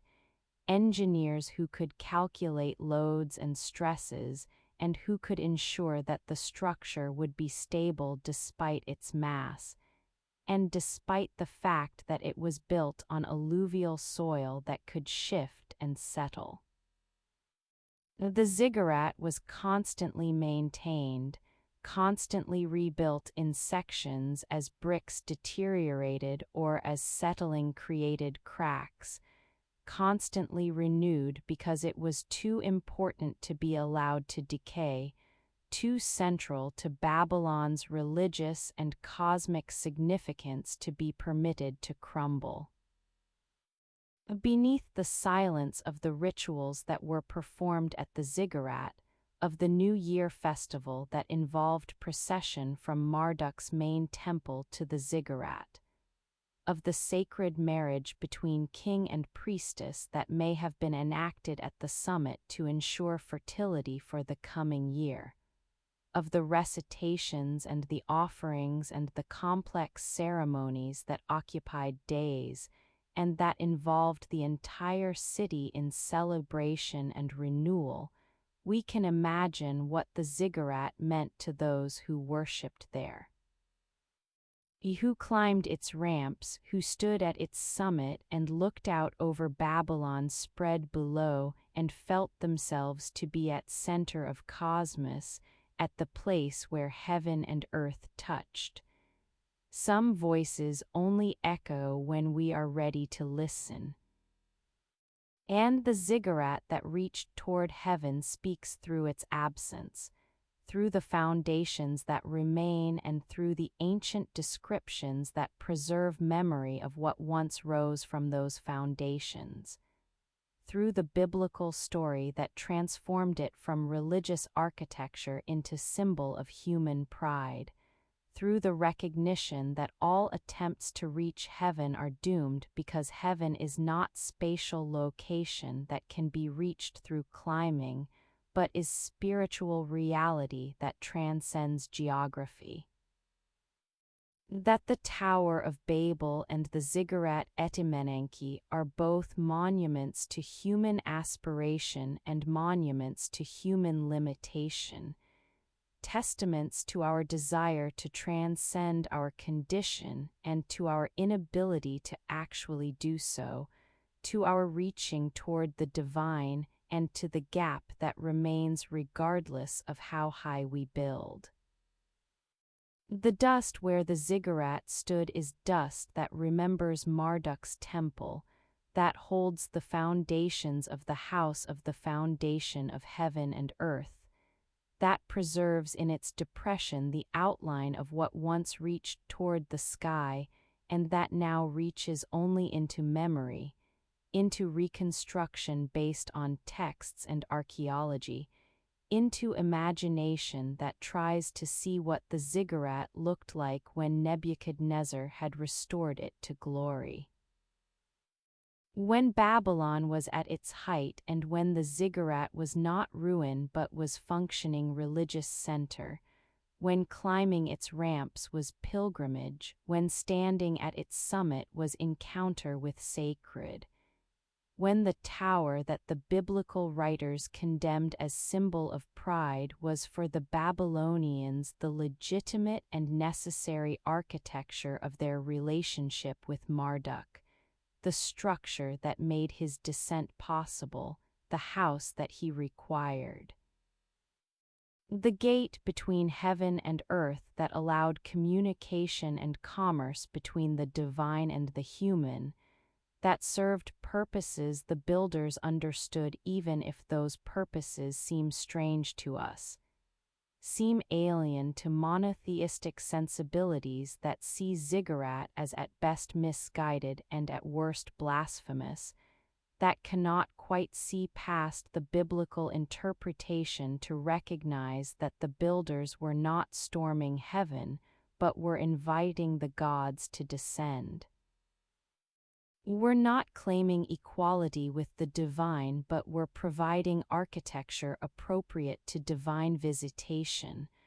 We're not confused about their languages, but we're united in their worship. We're not scattered, but we're gathered at Babylon's center, at the ziggurat that reached toward heaven not to conquer it, but to touch it, not to become gods, but to welcome gods, not to climb to where they were not permitted, but to create the sacred mountain that Mesopotamian theology required. That the flat floodplain could not provide naturally and that therefore had to be constructed, had to be built brick by brick, tier by tier, until the ziggurat stood complete and the king could proclaim that he had restored the house of the foundation of heaven and earth, had made Babylon worthy of Marduk again, had built the tower that reached not toward Babel's confusion but toward heaven's clarity, toward the God's presence, and toward the cosmic center where Nebuchadnezzar placed his city and where his ziggurat testified to his piety and his power, to his understanding that building for gods was as important as building for humans, that temples deserved resources equal to or greater than palaces, that the ziggurat was crown jewel of his building program, was statement that Babylon was not just political capital but was religious center, was axis of the cosmos, was place where heaven and earth met and where the Builder King had made possible the divine descent that renewed creation and that guaranteed Babylon's prosperity, and that made all his other achievements possible because without divine favor, without Marduk's blessing, walls and gates and gardens meant nothing. Empire was hollow, power was temporary. The dust would reclaim everything as it eventually did, as it has, as it will, leaving only foundations and memories and the silence where the ziggurat stood. Where it reached toward heaven, where it touched the sky or at least reached toward touching it, where Nebuchadnezzar built Marduk's house and where Marduk descended or was believed to descend or was imagined to descend, and where now only the dust remains, holding memory, preserving outline, testifying to what was built and what was believed and what has been lost and what endures in fragment and in story and in the biblical transformation that made the ziggurat into tower, made reaching into presumption. made Babylon into Babel, made the Builder King into example of pride, made the sacred architecture into symbol of what happens when humans try to build too high, when they forget their place, when they confuse creating gateway for gods with creating ladder to godhood,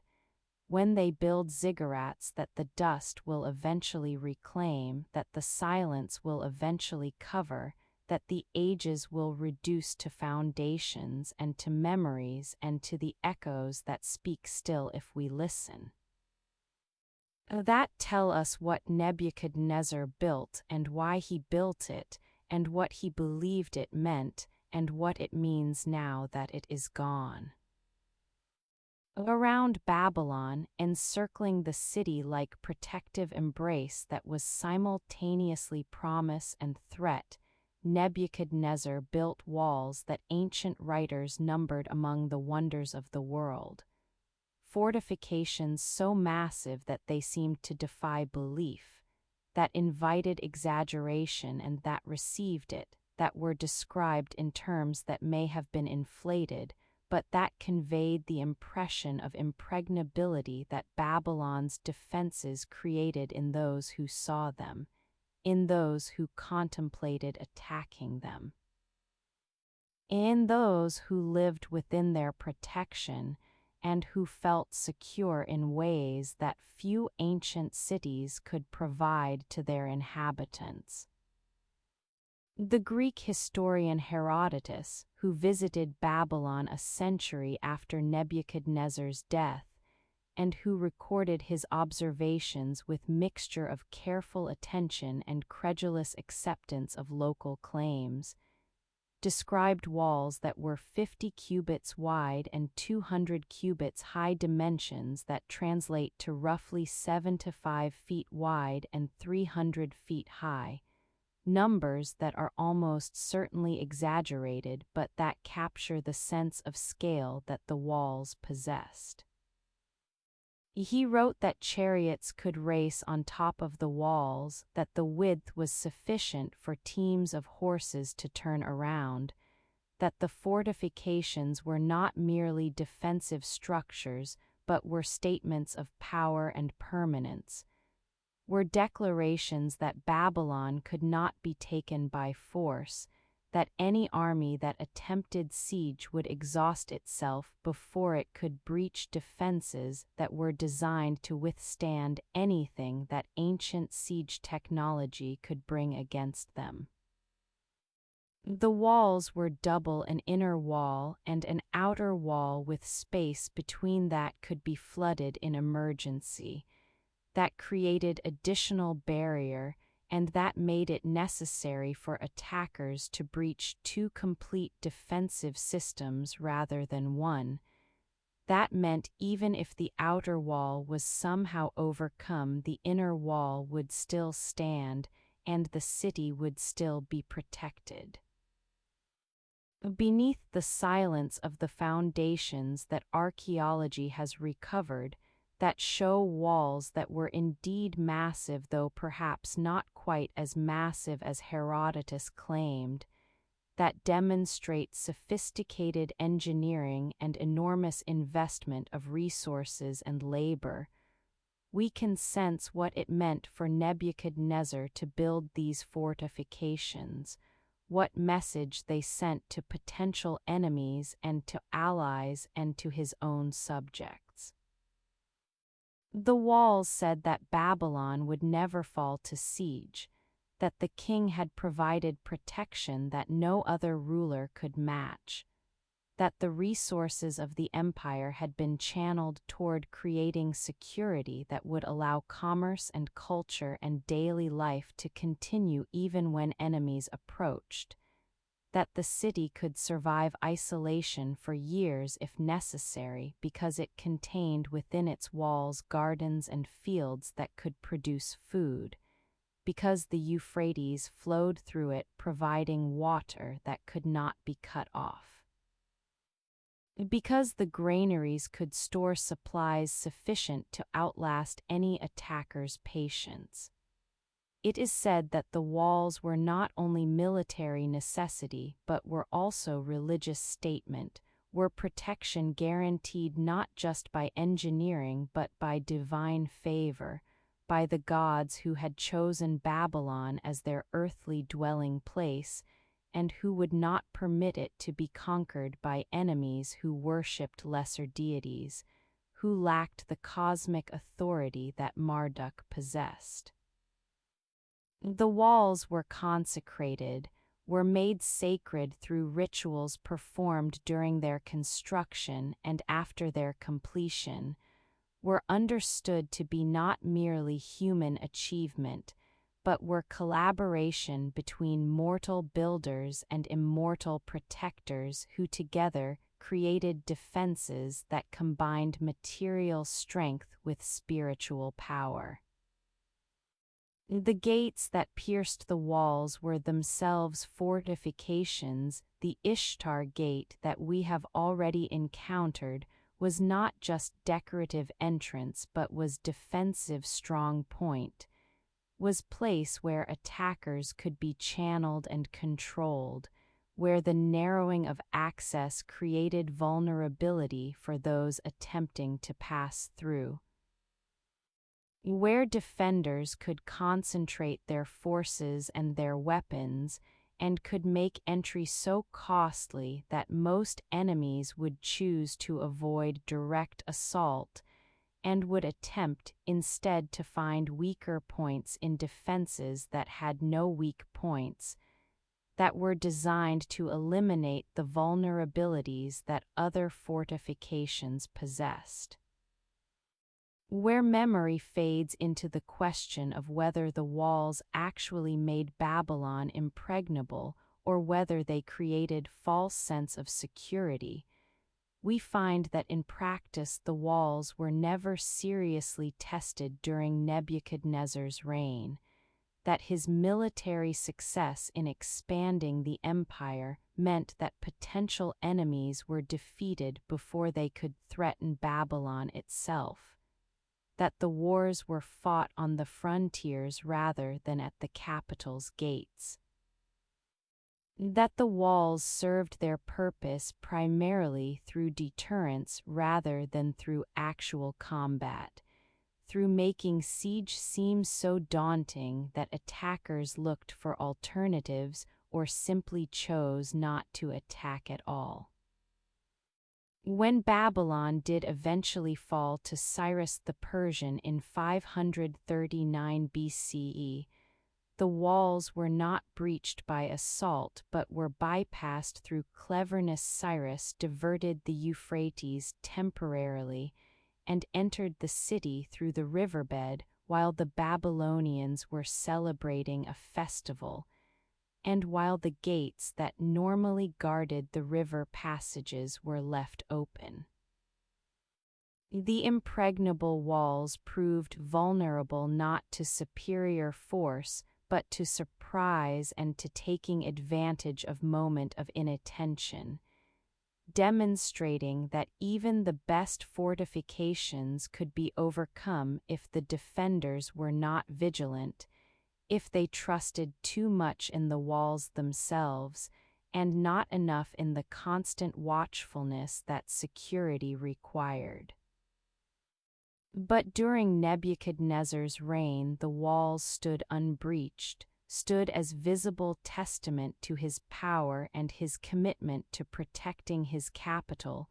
stood as achievement that rivaled any of his other building projects in scale and in the resources required, and in the statement they made about what Babylon was and what it could accomplish. The walls created psychology as well as military advantage, made enemies hesitate before contemplating attack, made alliances more valuable because Babylon as ally was formidable power whose friendship was worth cultivating and whose enmity was to be avoided, made rebellion within the empire less attractive because rebels knew that even if they achieved initial success, Babylon's walls would shelter the king and the royal army until reinforcements could be gathered, and the rebellion could be crushed with overwhelming force. Beneath the silence of the workers who built the walls, who quarried the stone and made the bricks and mixed the mortar and laid course upon course, year after year, in heat and in cold, in conditions that were harsh and that demanded labor that was backbreaking and that sometimes proved fatal, we can imagine the scale of the project, the organization required to coordinate thousands of workers, the logistics of providing materials and food and water and tools. The engineering calculations necessary to ensure that walls of such height and such length would be stable, that they would not crack or settle unevenly, that they would withstand not just enemy assault but also the environmental stresses of floods and heat, and the simple weight of their own mass pressing down on foundations that had to be deep and solid and properly prepared. Some voices only echo when we are ready to listen. And the walls of Babylon speak through their ruins, through the sections that have been excavated and studied, through the ancient descriptions that preserve memory of their glory, through the recognition that they were indeed wonders, that they achieved what Nebuchadnezzar intended them to achieve, that they protected Babylon during his reign, and that they created image of the city as impregnable, as secure, as place where civilization could flourish because the barbarians were kept at bay. Where trade could prosper because merchants knew that their goods and their persons would be safe within walls that could not be breached. Where culture could develop because the resources that might have been consumed in defending against constant attacks could instead be channeled toward building temples and creating art and supporting the scribal schools and the astronomical observations, and all the activities that made Babylon not just military power but civilizational center.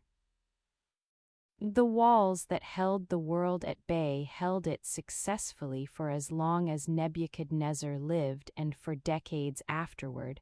held it until the Persians came with different strategy,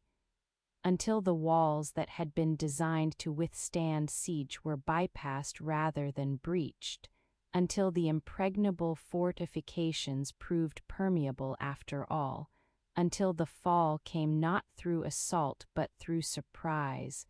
until Babylon's confidence in its walls proved to be misplaced confidence. Until the dust began its patient work of reclaiming what humans had built, until the walls that had seemed permanent proved temporary like all human works, until the voices that had proclaimed their impregnability were silenced by the evidence that no walls can hold forever, that all fortifications eventually fall, that security is always conditional and temporary, that the world that the walls held at bay eventually finds its way in. That the defenses crumble and the gates open, and the city that seemed protected discovers that protection was illusion. That the walls were magnificent achievement but were not ultimate answer. That Nebuchadnezzar built as well as any human could build, but that human building is never enough. That the dust waits patiently for walls and cities and empires, that what is raised will fall, that what is protected will eventually be exposed, that the silence comes for all fortifications eventually. That the walls of Babylon speak now only through their ruins and through the memory of what they were, and through the recognition that they were indeed wonders while they stood,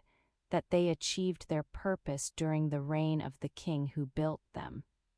that they testify still to human capacity to create security even if that security proves temporary, to build protection even if that protection eventually fails,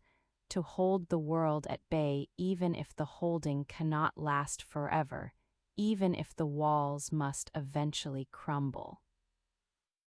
Even if the dust must eventually cover everything, even if the voices that proclaimed impregnability must eventually admit defeat, even if Nebuchadnezzar's greatest fortifications became in the end only foundations and memories and the silence where walls once stood, where they held the world at bay, where they protected Babylon, where they made possible the Golden Age, where they testified to the Builder King's determination that his city would be safe, would be secure, would be defended by walls that would hold forever or at least would hold long enough, would stand as long as they needed to stand, would protect as long as protection was possible, and then would fall as all things fall, would return to dust as all things return, would become memory and ruin and the echo that speaks still to anyone who builds walls and who believes that walls can protect, who trusts in fortifications and who learns eventually that fortifications fail, that walls crumble. That the world finds its way in, that the dust reclaims everything, that the silence waits patiently, that Babylon's walls were wonders but were not eternal, were magnificent but were not permanent, were achievement but were not solution, were Nebuchadnezzar's pride but became eventually only Babylon's ruins, only the dust where walls once stood, only the memory of holding the world at bay before the world came in anyway, before the walls fell, before the silence covered everything.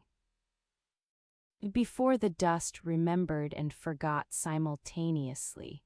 holding fragments, preserving outlines, testifying to what was built and what protected and what eventually failed to protect, what stood and what fell, what held and what released, what the Builder King constructed and what time destroyed, what Babylon raised and what Babylon lost, what the walls were and what the walls became, what they protected and what they could not protect, what they held at bay and what eventually came through, what they proclaimed and what they admitted, what they were in glory and what they are in dust. The Euphrates that flowed through Babylon was not left to follow its natural meandering course, but was controlled, channeled, directed to serve purposes that Nebuchadnezzar determined. Transformed from wild river that could flood unpredictably and that could shift its bed, and that could be both blessing and curse into managed system that provided water for irrigation and for the city's needs while also serving defensive purposes and creating the artificial lakes and canals that beautified the capital, and that demonstrated through hydraulic engineering that the king's power extended over nature itself, that he could command not just human subjects but could also command the waters. Could make the Euphrates serve Babylon rather than Babylon having to adapt to whatever the Euphrates chose to do. It is said that he built quays along the river's banks, that he reinforced them with baked brick and bitumen to prevent erosion, that he created harbors where boats could dock and unload the tribute and trade goods that flowed into Babylon from throughout the empire,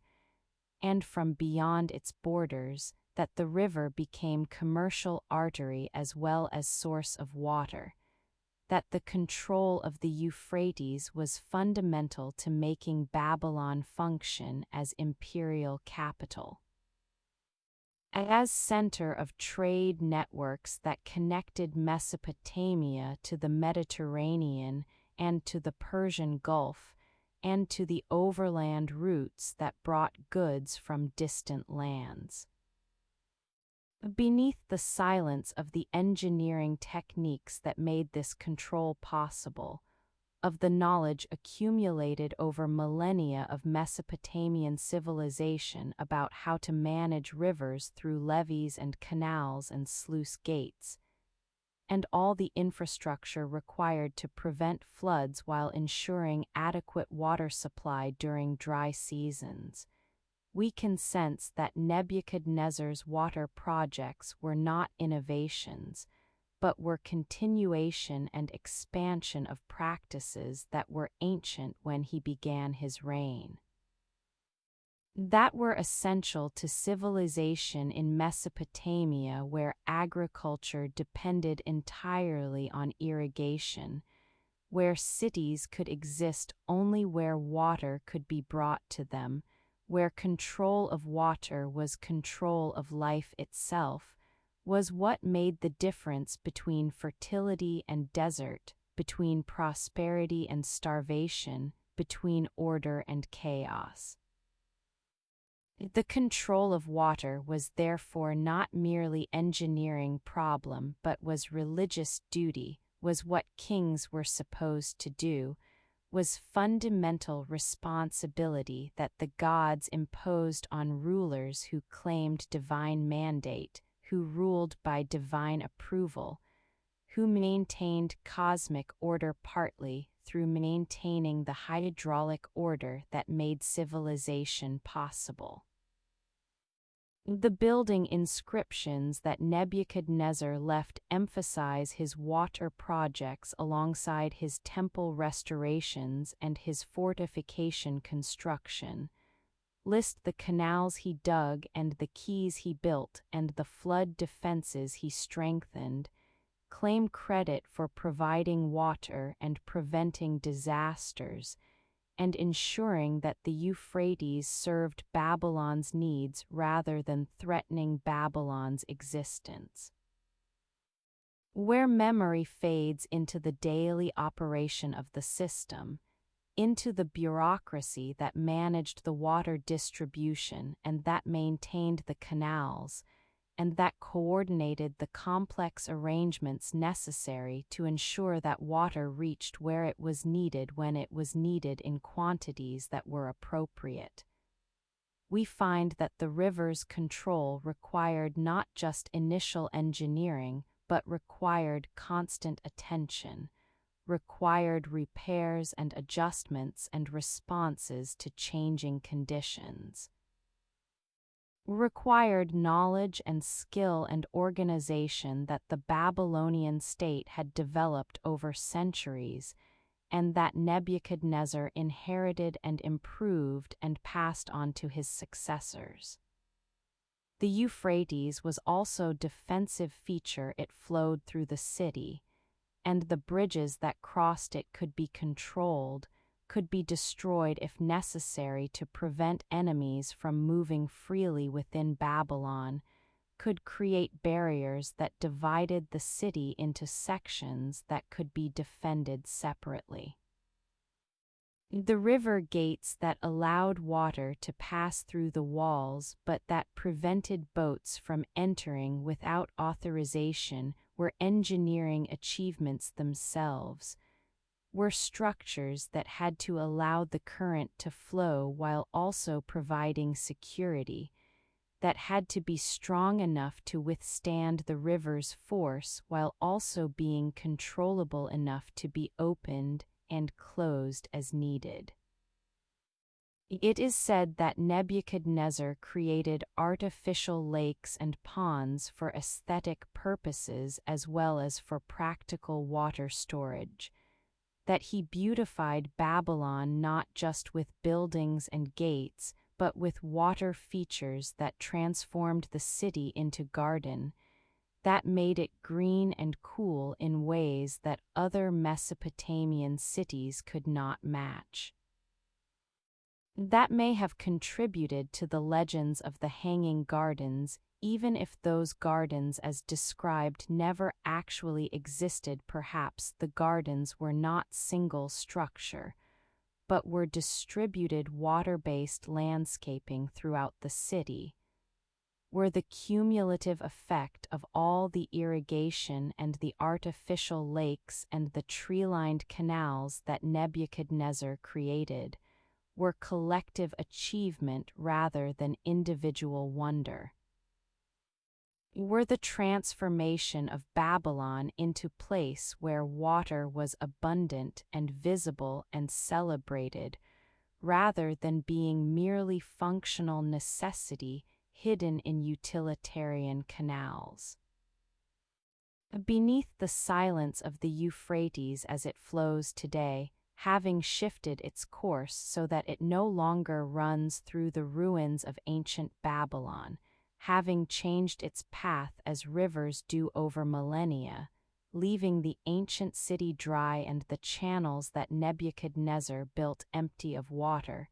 we can imagine what it was like when the river flowed through the city's heart, when the quays bustled with activity, when boats brought goods and people from upstream and downstream. When the water management systems functioned as designed and Babylon was green and prosperous and secure in ways that the water control made possible. Some voices only echo when we are ready to listen. And the rivers that bent to roil will speak through their ancient courses, through the canals that archaeology has traced, through the quays that have been excavated, through the building inscriptions that describe what Nebuchadnezzar built and why he built it, through the recognition that control of water was control of civilization, that the king who could command the Euphrates could command his empire, that the hydraulic engineering was political statement as well as practical necessity. It was demonstration of power that was perhaps more impressive than military conquest because rivers are harder to conquer than kingdoms, because nature is more difficult to control than human enemies,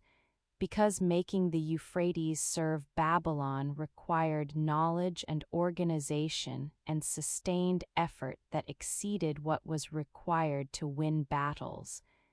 That proved the king's capability in ways that military victories alone could not prove. The rivers remember even when they have moved, even when their ancient courses are dry, even when the canals are filled with sand and the quays are buried and the water features are only depressions in the ground,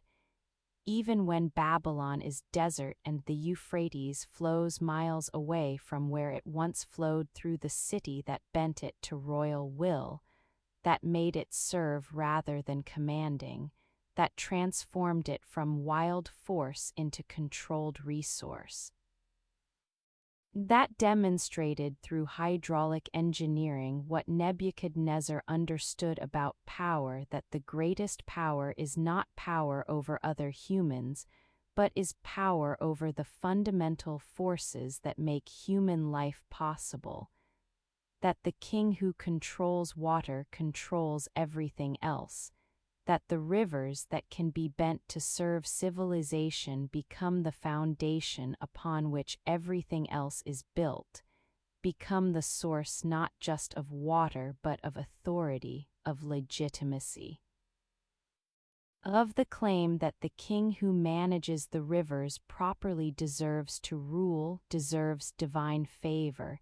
deserves to be remembered not just as conqueror but as builder, not just as warrior but as provider, not just as destroyer of enemies but as creator of the infrastructure that makes peace and prosperity possible, that makes Babylon bloom in the desert, that makes the dust fertile, that makes the rivers serve the royal will. That makes Nebuchadnezzar not just king of Babylon, but master of the waters that gave Babylon life. When Nebuchadnezzar died in 562 BCE after reigning for 43 years, after building Babylon into the greatest city of its age, after expanding the empire to its furthest extent, after creating monuments that would last millennia and establishing reputation that would echo through history in ways both accurate and distorted, in ways that would make him simultaneously historical figure and biblical character,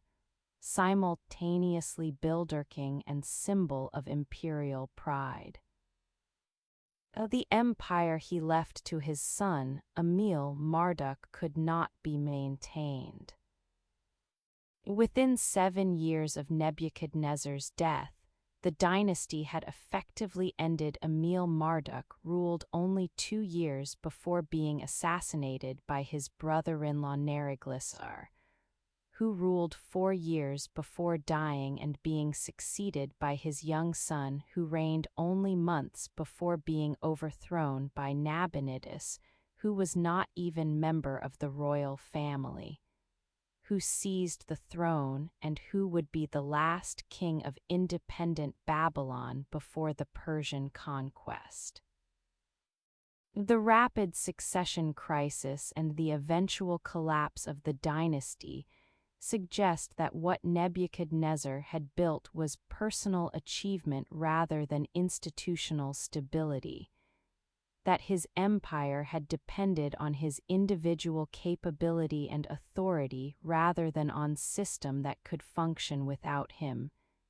that the structures he created, the walls and the gates and the temples and the canals, were physical and enduring, but that the political structures were fragile,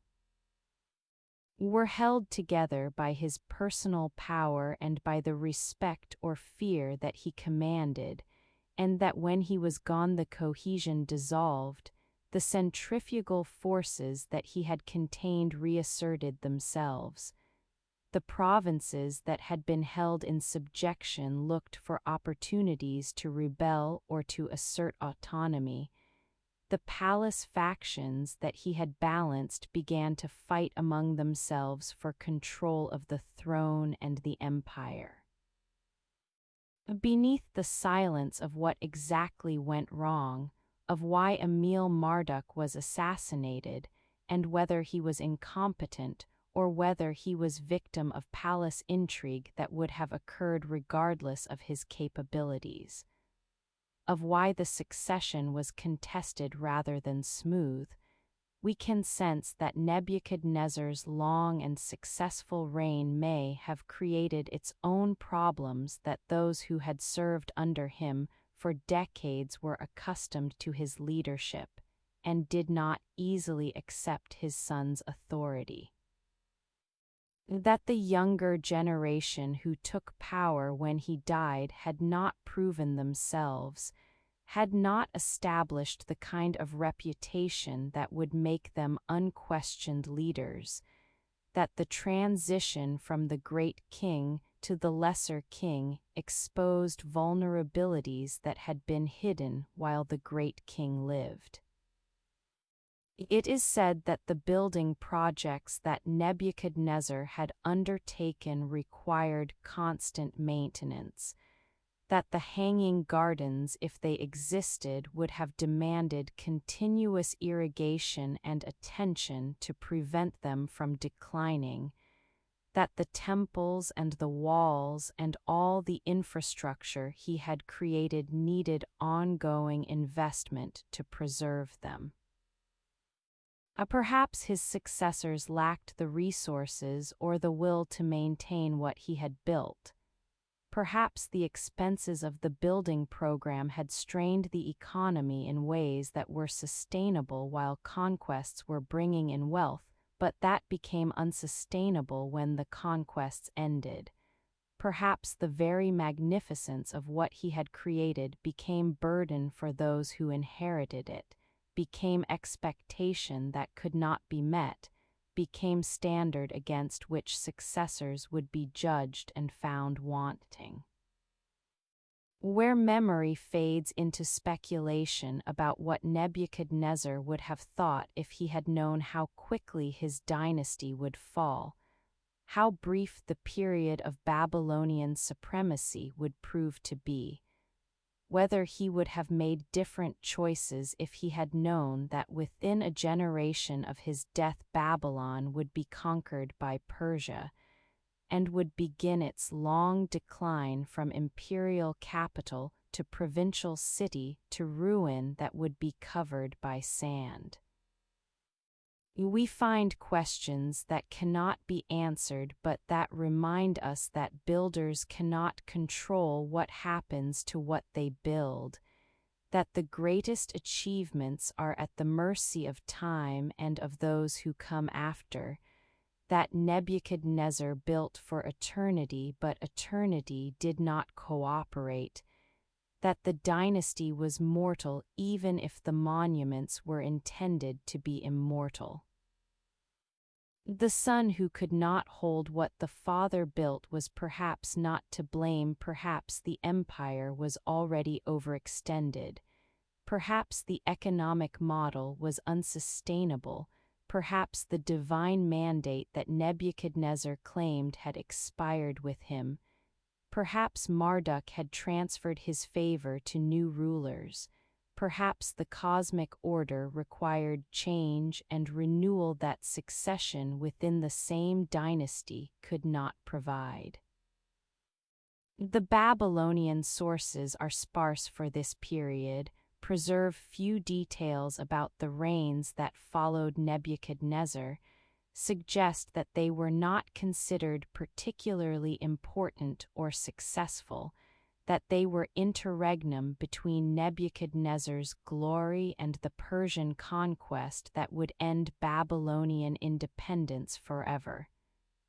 Some voices only echo when we are ready to listen.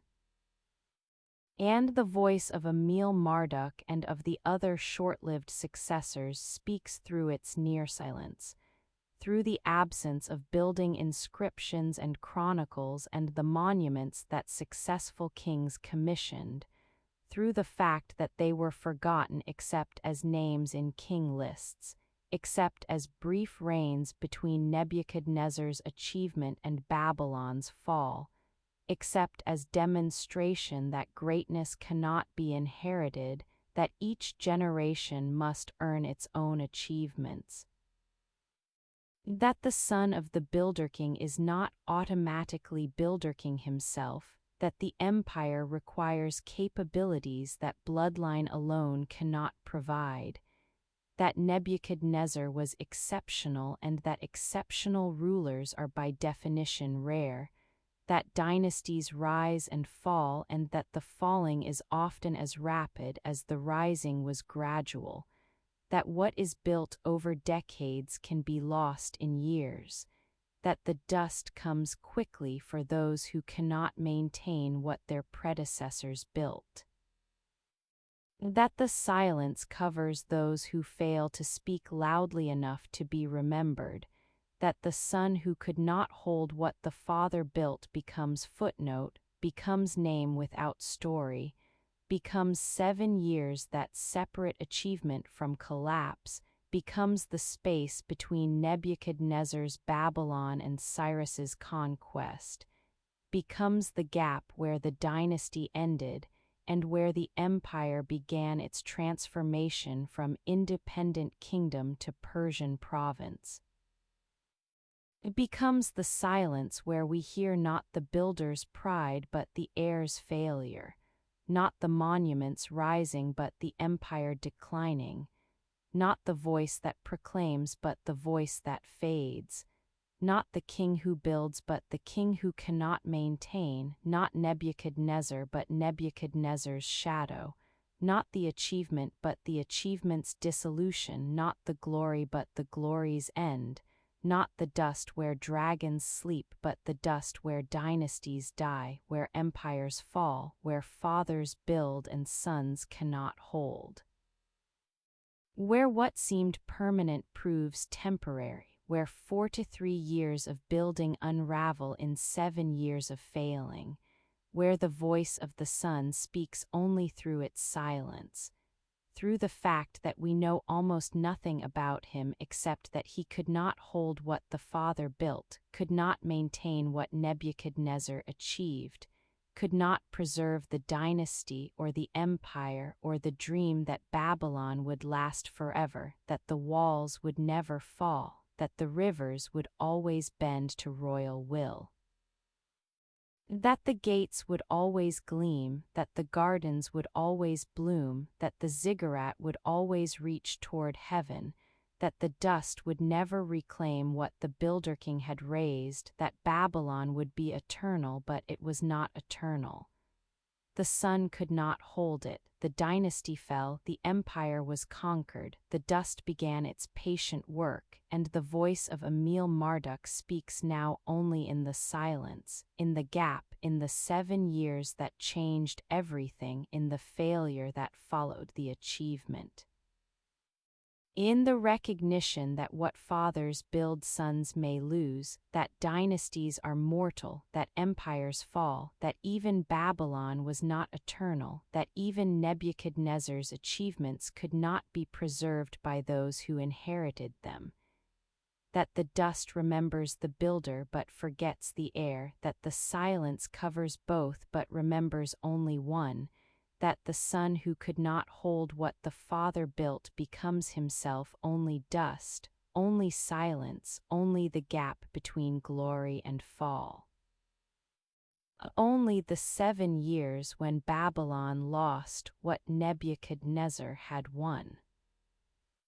In the biblical prophets, in Isaiah who prophesied before the exile, in Jeremiah who witnessed it, in the apocalyptic visions of Revelation written centuries later, Babylon becomes symbol that transcends its historical reality, becomes archetype of wickedness and pride, becomes the paradigm for all great cities that defy God and that therefore must fall, becomes embodiment of everything that opposes the divine order, becomes in the end not just city but cosmic principle.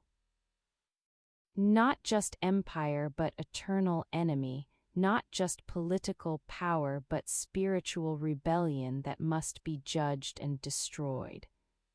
The prophecies proclaimed that Babylon would fall, that its walls would be thrown down, that it would become desolation and horror, that no one would dwell there, that it would be inhabited by jackals and owls rather than by humans, that travelers would hiss at its ruins and would marvel that the great city had come to such end. Isaiah chapter 13 and 14 contains oracle against Babylon that begins, the oracle concerning Babylon that Isaiah son of Amoz saw, and that proclaims divine judgment. Babylon, the glory of kingdoms, the splendor and pride of the Chaldeans, will be overthrown by God like Sodom and Gomorrah. It will never be inhabited or lived in through all generations. No Arab will pitch his tent there, no shepherd will rest his flocks there. But desert creatures will lie there, jackals will fill her houses, there the owls will dwell, and there the wild goats will leap about.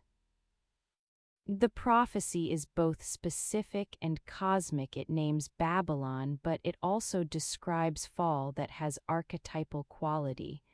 that becomes template for understanding how all proud cities will eventually be brought low, how all empires that exalt themselves will be humbled, how divine justice operates in history through the rise and fall of kingdoms that serve purposes they do not understand, and that are eventually cast aside when those purposes have been fulfilled. Beneath the silence of whether these prophecies were written before Babylon's fall and were genuine predictions, or whether they were written after the fall and were retroactive justifications, we find that they shaped how later generations understood Babylon, that they transformed the historical city into theological symbol, that they made Nebuchadnezzar into type of the proud king who must be humbled. That they created narrative in which Babylon's fall was not political or military accident, but was inevitable consequence of moral and spiritual failing, was divine judgment on city that had destroyed Jerusalem and had exiled God's people, and that therefore had to experience its own destruction and its own exile from prosperity and power. When Babylon did fall first to Cyrus in 539 BCE through clever stratagem rather than through siege, then slowly declining over centuries as the Persian and Seleucid and Parthian empires shifted their capitals elsewhere, as the Euphrates changed its course, as the irrigation systems deteriorated and were not maintained, as the population declined and the city contracted and eventually was abandoned entirely. As the bricks were quarried for other building projects and the ruins were covered by sand, and the site was lost until modern archaeology recovered it, the biblical prophecies seemed fulfilled, seemed to demonstrate that God's word was reliable, that what had been proclaimed had come to pass, that Babylon had indeed become desolation, that the jackals and the owls had indeed inherited the ruins, that the great city had fallen just as the prophets had said it would fall. Where memory fades into the complex question of how prophecy relates to history, of whether the fall of Babylon proves the truth of biblical prophecy, or whether the prophecy was written to explain a fall that had already occurred or was occurring, we find that for the communities that preserved these texts the question was less important than the meaning. That what mattered was not the chronological relationship between prophecy and fulfillment, but was the theological claim that history was not random but was guided by divine purpose, that empires rose and fell according to moral principles, that Babylon's fall was meaningful rather than arbitrary, that the ruins testified to divine justice rather than merely to the ordinary processes through which cities decline and civilizations collapse. The Book of Revelation, written 6 centuries after Babylon had lost its political importance, uses Babylon as code name for Rome, transforms the historical city into symbolic representation of all empires that oppose God's kingdom, that persecute God's people, that exalt themselves, and that therefore must fall. Revelation chapter 18 describes Babylon's fall in imagery that borrows from the earlier prophetic texts but that applies them to new situation, that makes Babylon into eternal symbol rather than specific historical city. Fallen, fallen is Babylon the Great. She has become a home for demons and a haunt for every evil spirit, a haunt for every unclean and detestable bird. The transformation of Babylon from city to symbol, from historical reality to apocalyptic archetype, demonstrates how places can become more than places, how names can carry meanings that transcend their original reference, how Nebuchadnezzar's capital became in Western imagination not just ancient city, but became the city of man that stands opposed to the city of God, became emblem of human pride and imperial power, and the eventual fall that pride and power inevitably experience. It became reminder that all earthly kingdoms are temporary while only the kingdom of heaven endures. Some voices only echo when we are ready to listen. And Babylon speaks through its biblical transformation, through its role in prophecy and apocalyptic, through its function as symbol of everything that opposes divine purpose, through the recognition that the city Nebuchadnezzar built became something he never intended, became warning and became judgment and became demonstration that empires fall, that pride is humbled, that the great city becomes desolation, that the prophecy is fulfilled whether we understand it as prediction or as interpretation. Whether we believe it was divinely inspired foresight or was human attempt to make sense of catastrophe by claiming that it was foreordained, that it served purposes beyond the immediate political and military causes, that Babylon's fall meant something more than just another city being conquered and declining and disappearing, meant that God was acting in history, that justice was being done, that the exile was being avenged, that the temple's destruction was being repaid, that the weeping by Babylon's rivers was being answered by Babylon's own destruction, that what Babylon had done to Jerusalem was being done to Babylon, that the cosmic balance was being maintained, that the prophecy was being fulfilled in the dust where Babylon stood and fell, in the ruins where jackals prowled and owls nested, in the desolation that the prophets had proclaimed, and that history seemed to confirm, in the silence where the great city had become wasteland. In the emptiness where millions had lived and now only archaeological expeditions came, in the transformation from capital to ruin that the biblical texts had predicted or had explained or had both predicted and explained. Depending on when they were written and how we understand prophecy, and whether we believe that God speaks through prophets, or whether we believe that prophets speak in God's name to explain what has already happened, or what they believe will happen based on their understanding of moral principles and historical patterns.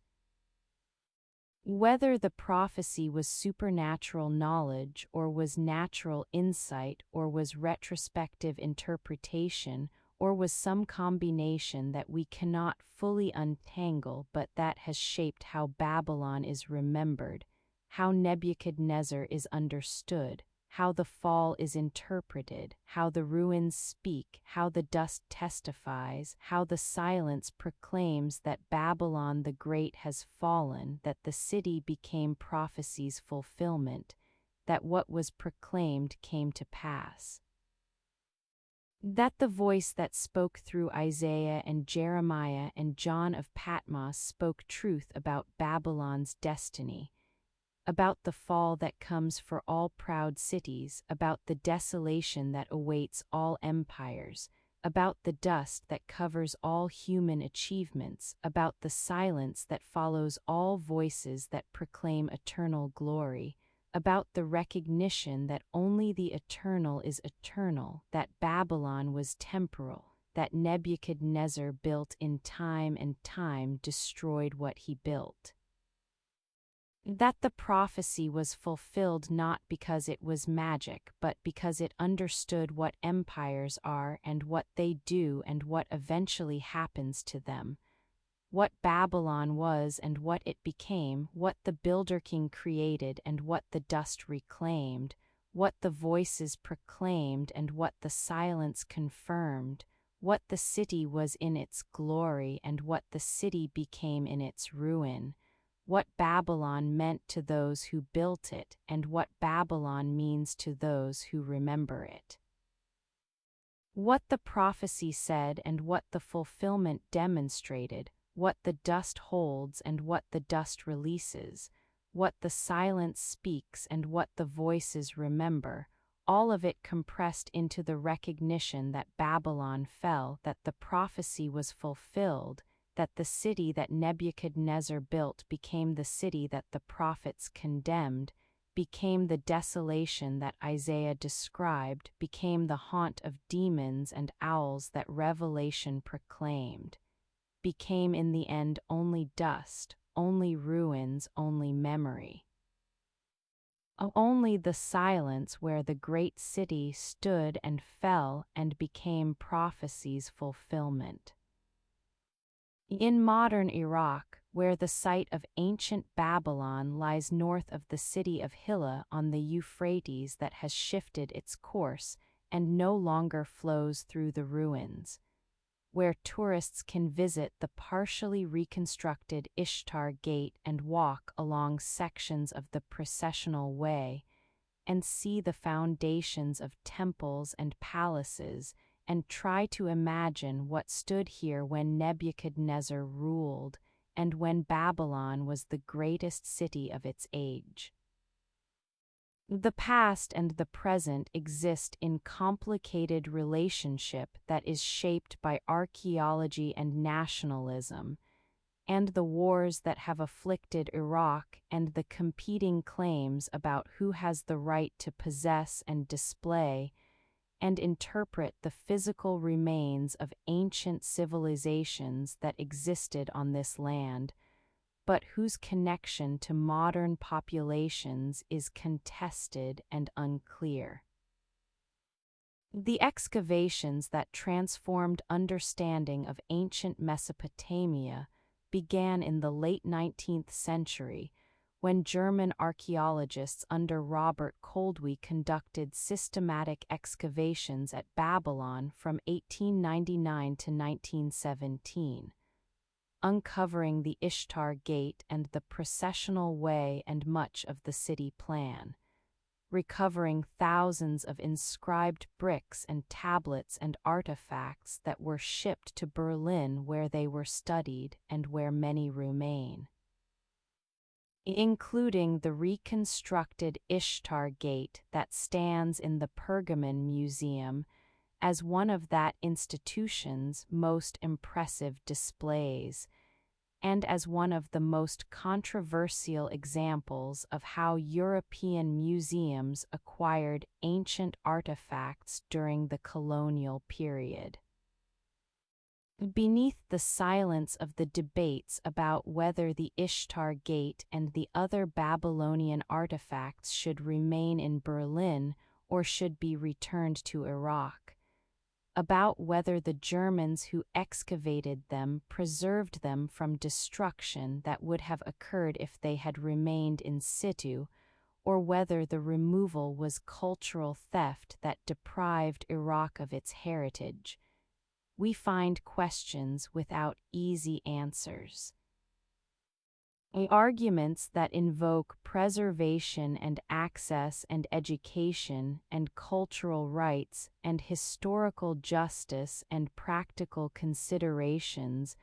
about which institutions can best care for ancient objects and which populations have the strongest claims to possess them.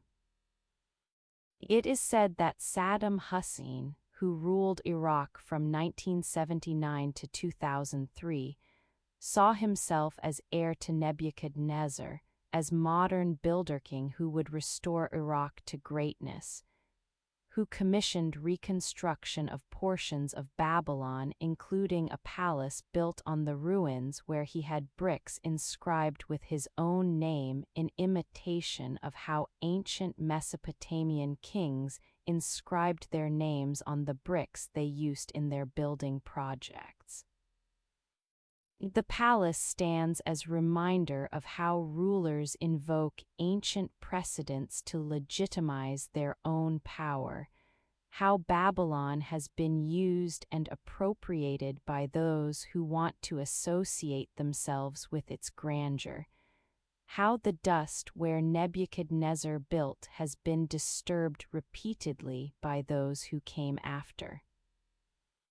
The wars that followed the 2003 American invasion of Iraq brought military forces to Babylon, brought helicopters that landed on ancient ruins and vehicles that drove across archaeological sites and troops who filled sandbags with soil that contained ancient artifacts, brought damage that preservation organizations condemned but that the military justified as necessary for security operations, brought yet another layer of complexity to the question of how to preserve and protect and present ancient sites in regions where modern conflicts make preservation difficult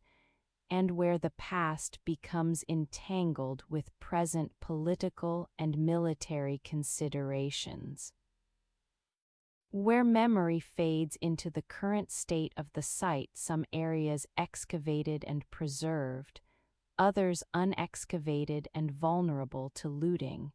still others damaged by military activities or by reconstruction projects undertaken with more enthusiasm than archaeological sensitivity, we find Babylon as palimpsest, as place where multiple layers of time are visible simultaneously, where Nebuchadnezzar's bricks lie alongside Saddam's bricks, where German excavations created gaps in the stratigraphy, where the tourists who visit see reconstructions that approximate but do not reproduce what stood here, where the original and the reproduction and the ruin all coexist in ways that make it difficult to know exactly what one is seeing or how to interpret it. The lions that once walked in glazed brick along the processional way now guard empty gates. Some of the original bricks are in Berlin. Some are in other museums, some remain at the site in reconstructed sections, some were looted and have disappeared into the illegal antiquities market. The lions that remain at Babylon guard approaches to city that no longer exists, that exists only in ruins and reconstructions, and in the memories and the imaginations of those who study it, or who visit it, or who have heard of it, and who wonder what it was like when Nebuchadnezzar ruled, when the gates gleamed, when the gardens bloomed if they bloomed, when the ziggurat rose, when the rivers bent to royal will, when Babylon was not archaeological site but was living city, capital of empire. A wonder of the ancient world. Some voices only echo when we are ready to listen. And in the dust where Nebuchadnezzar built his city, where the Euphrates once flowed and where it flows no longer, where the ziggurat has been reduced to a depression in the ground, and the hanging gardens have left no trace if they ever existed, where the Ishtar Gate has been removed to Berlin and replaced with modern reconstruction that suggests but does not capture the original's glory, where Saddam's palace stands on ancient ruins, and where the wars have brought damage, and where the tourists come, and where the archaeologists work, and where the debates continue about preservation and ownership and interpretation, there the Builder King's voice whispers still. It whispers about empire and achievement, about building and loss, about the monuments we create and the ruins they become, about the voice that proclaims eternal glory and the silence that follows when glory fades, about the dust that covers everything eventually but that also preserves fragments, that holds memories, that testifies to what was even when what was has been transformed beyond recognition, that speaks to those who learn to read its language, who study its layers. who excavate with care and who interpret with honesty, who acknowledge what can be known and what must remain uncertain, who resist the temptation to claim more than the evidence supports, but who also resist the cynicism that would dismiss ancient achievements because they were achieved by people whose values we do not share or whose methods we condemn. The dust where lions guard empty gates is dust that remembers Nebuchadnezzar, that holds his bricks with his name inscribed on them, that preserves the foundations of what he built even when the superstructures have collapsed,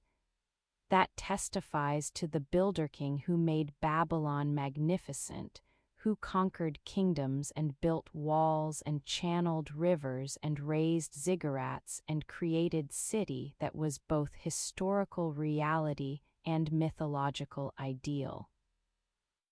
Both place where people lived and worked and worshipped and symbol of human achievement and human pride,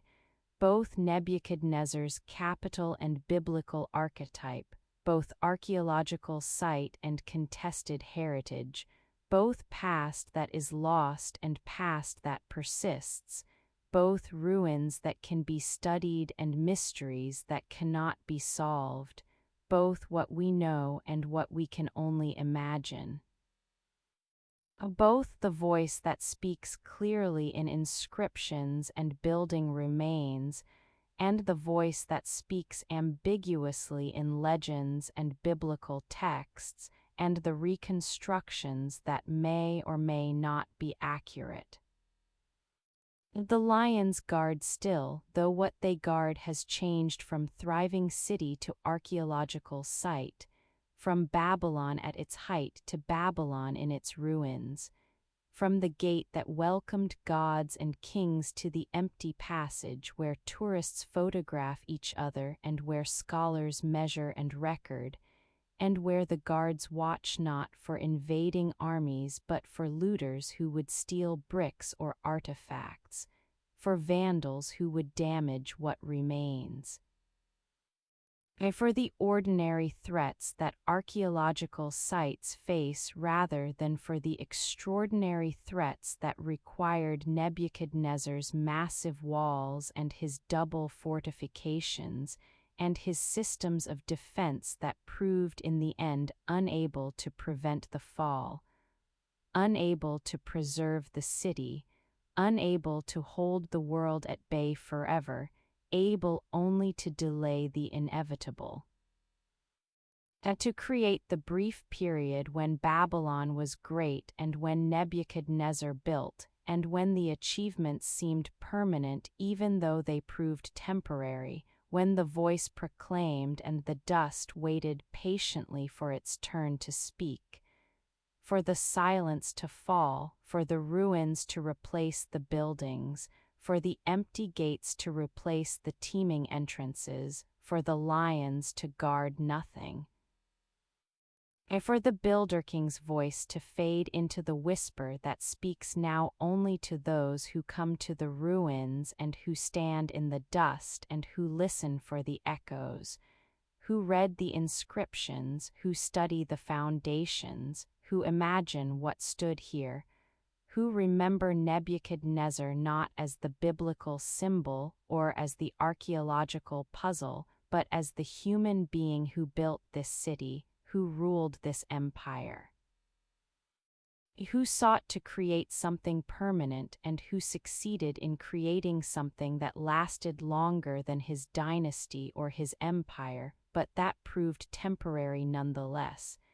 that became ruins and mysteries and the silence where the voice once spoke clearly but now speaks only in fragments, only in echoes, only in the dust where lions guard empty gates, where Babylon was and is no more, where Nebuchadnezzar built and time destroyed. Where the builder king sleeps in dust that holds his bricks and his name and his achievements and his failures, that holds everything he was and everything he created and everything he lost, that holds Babylon. The end.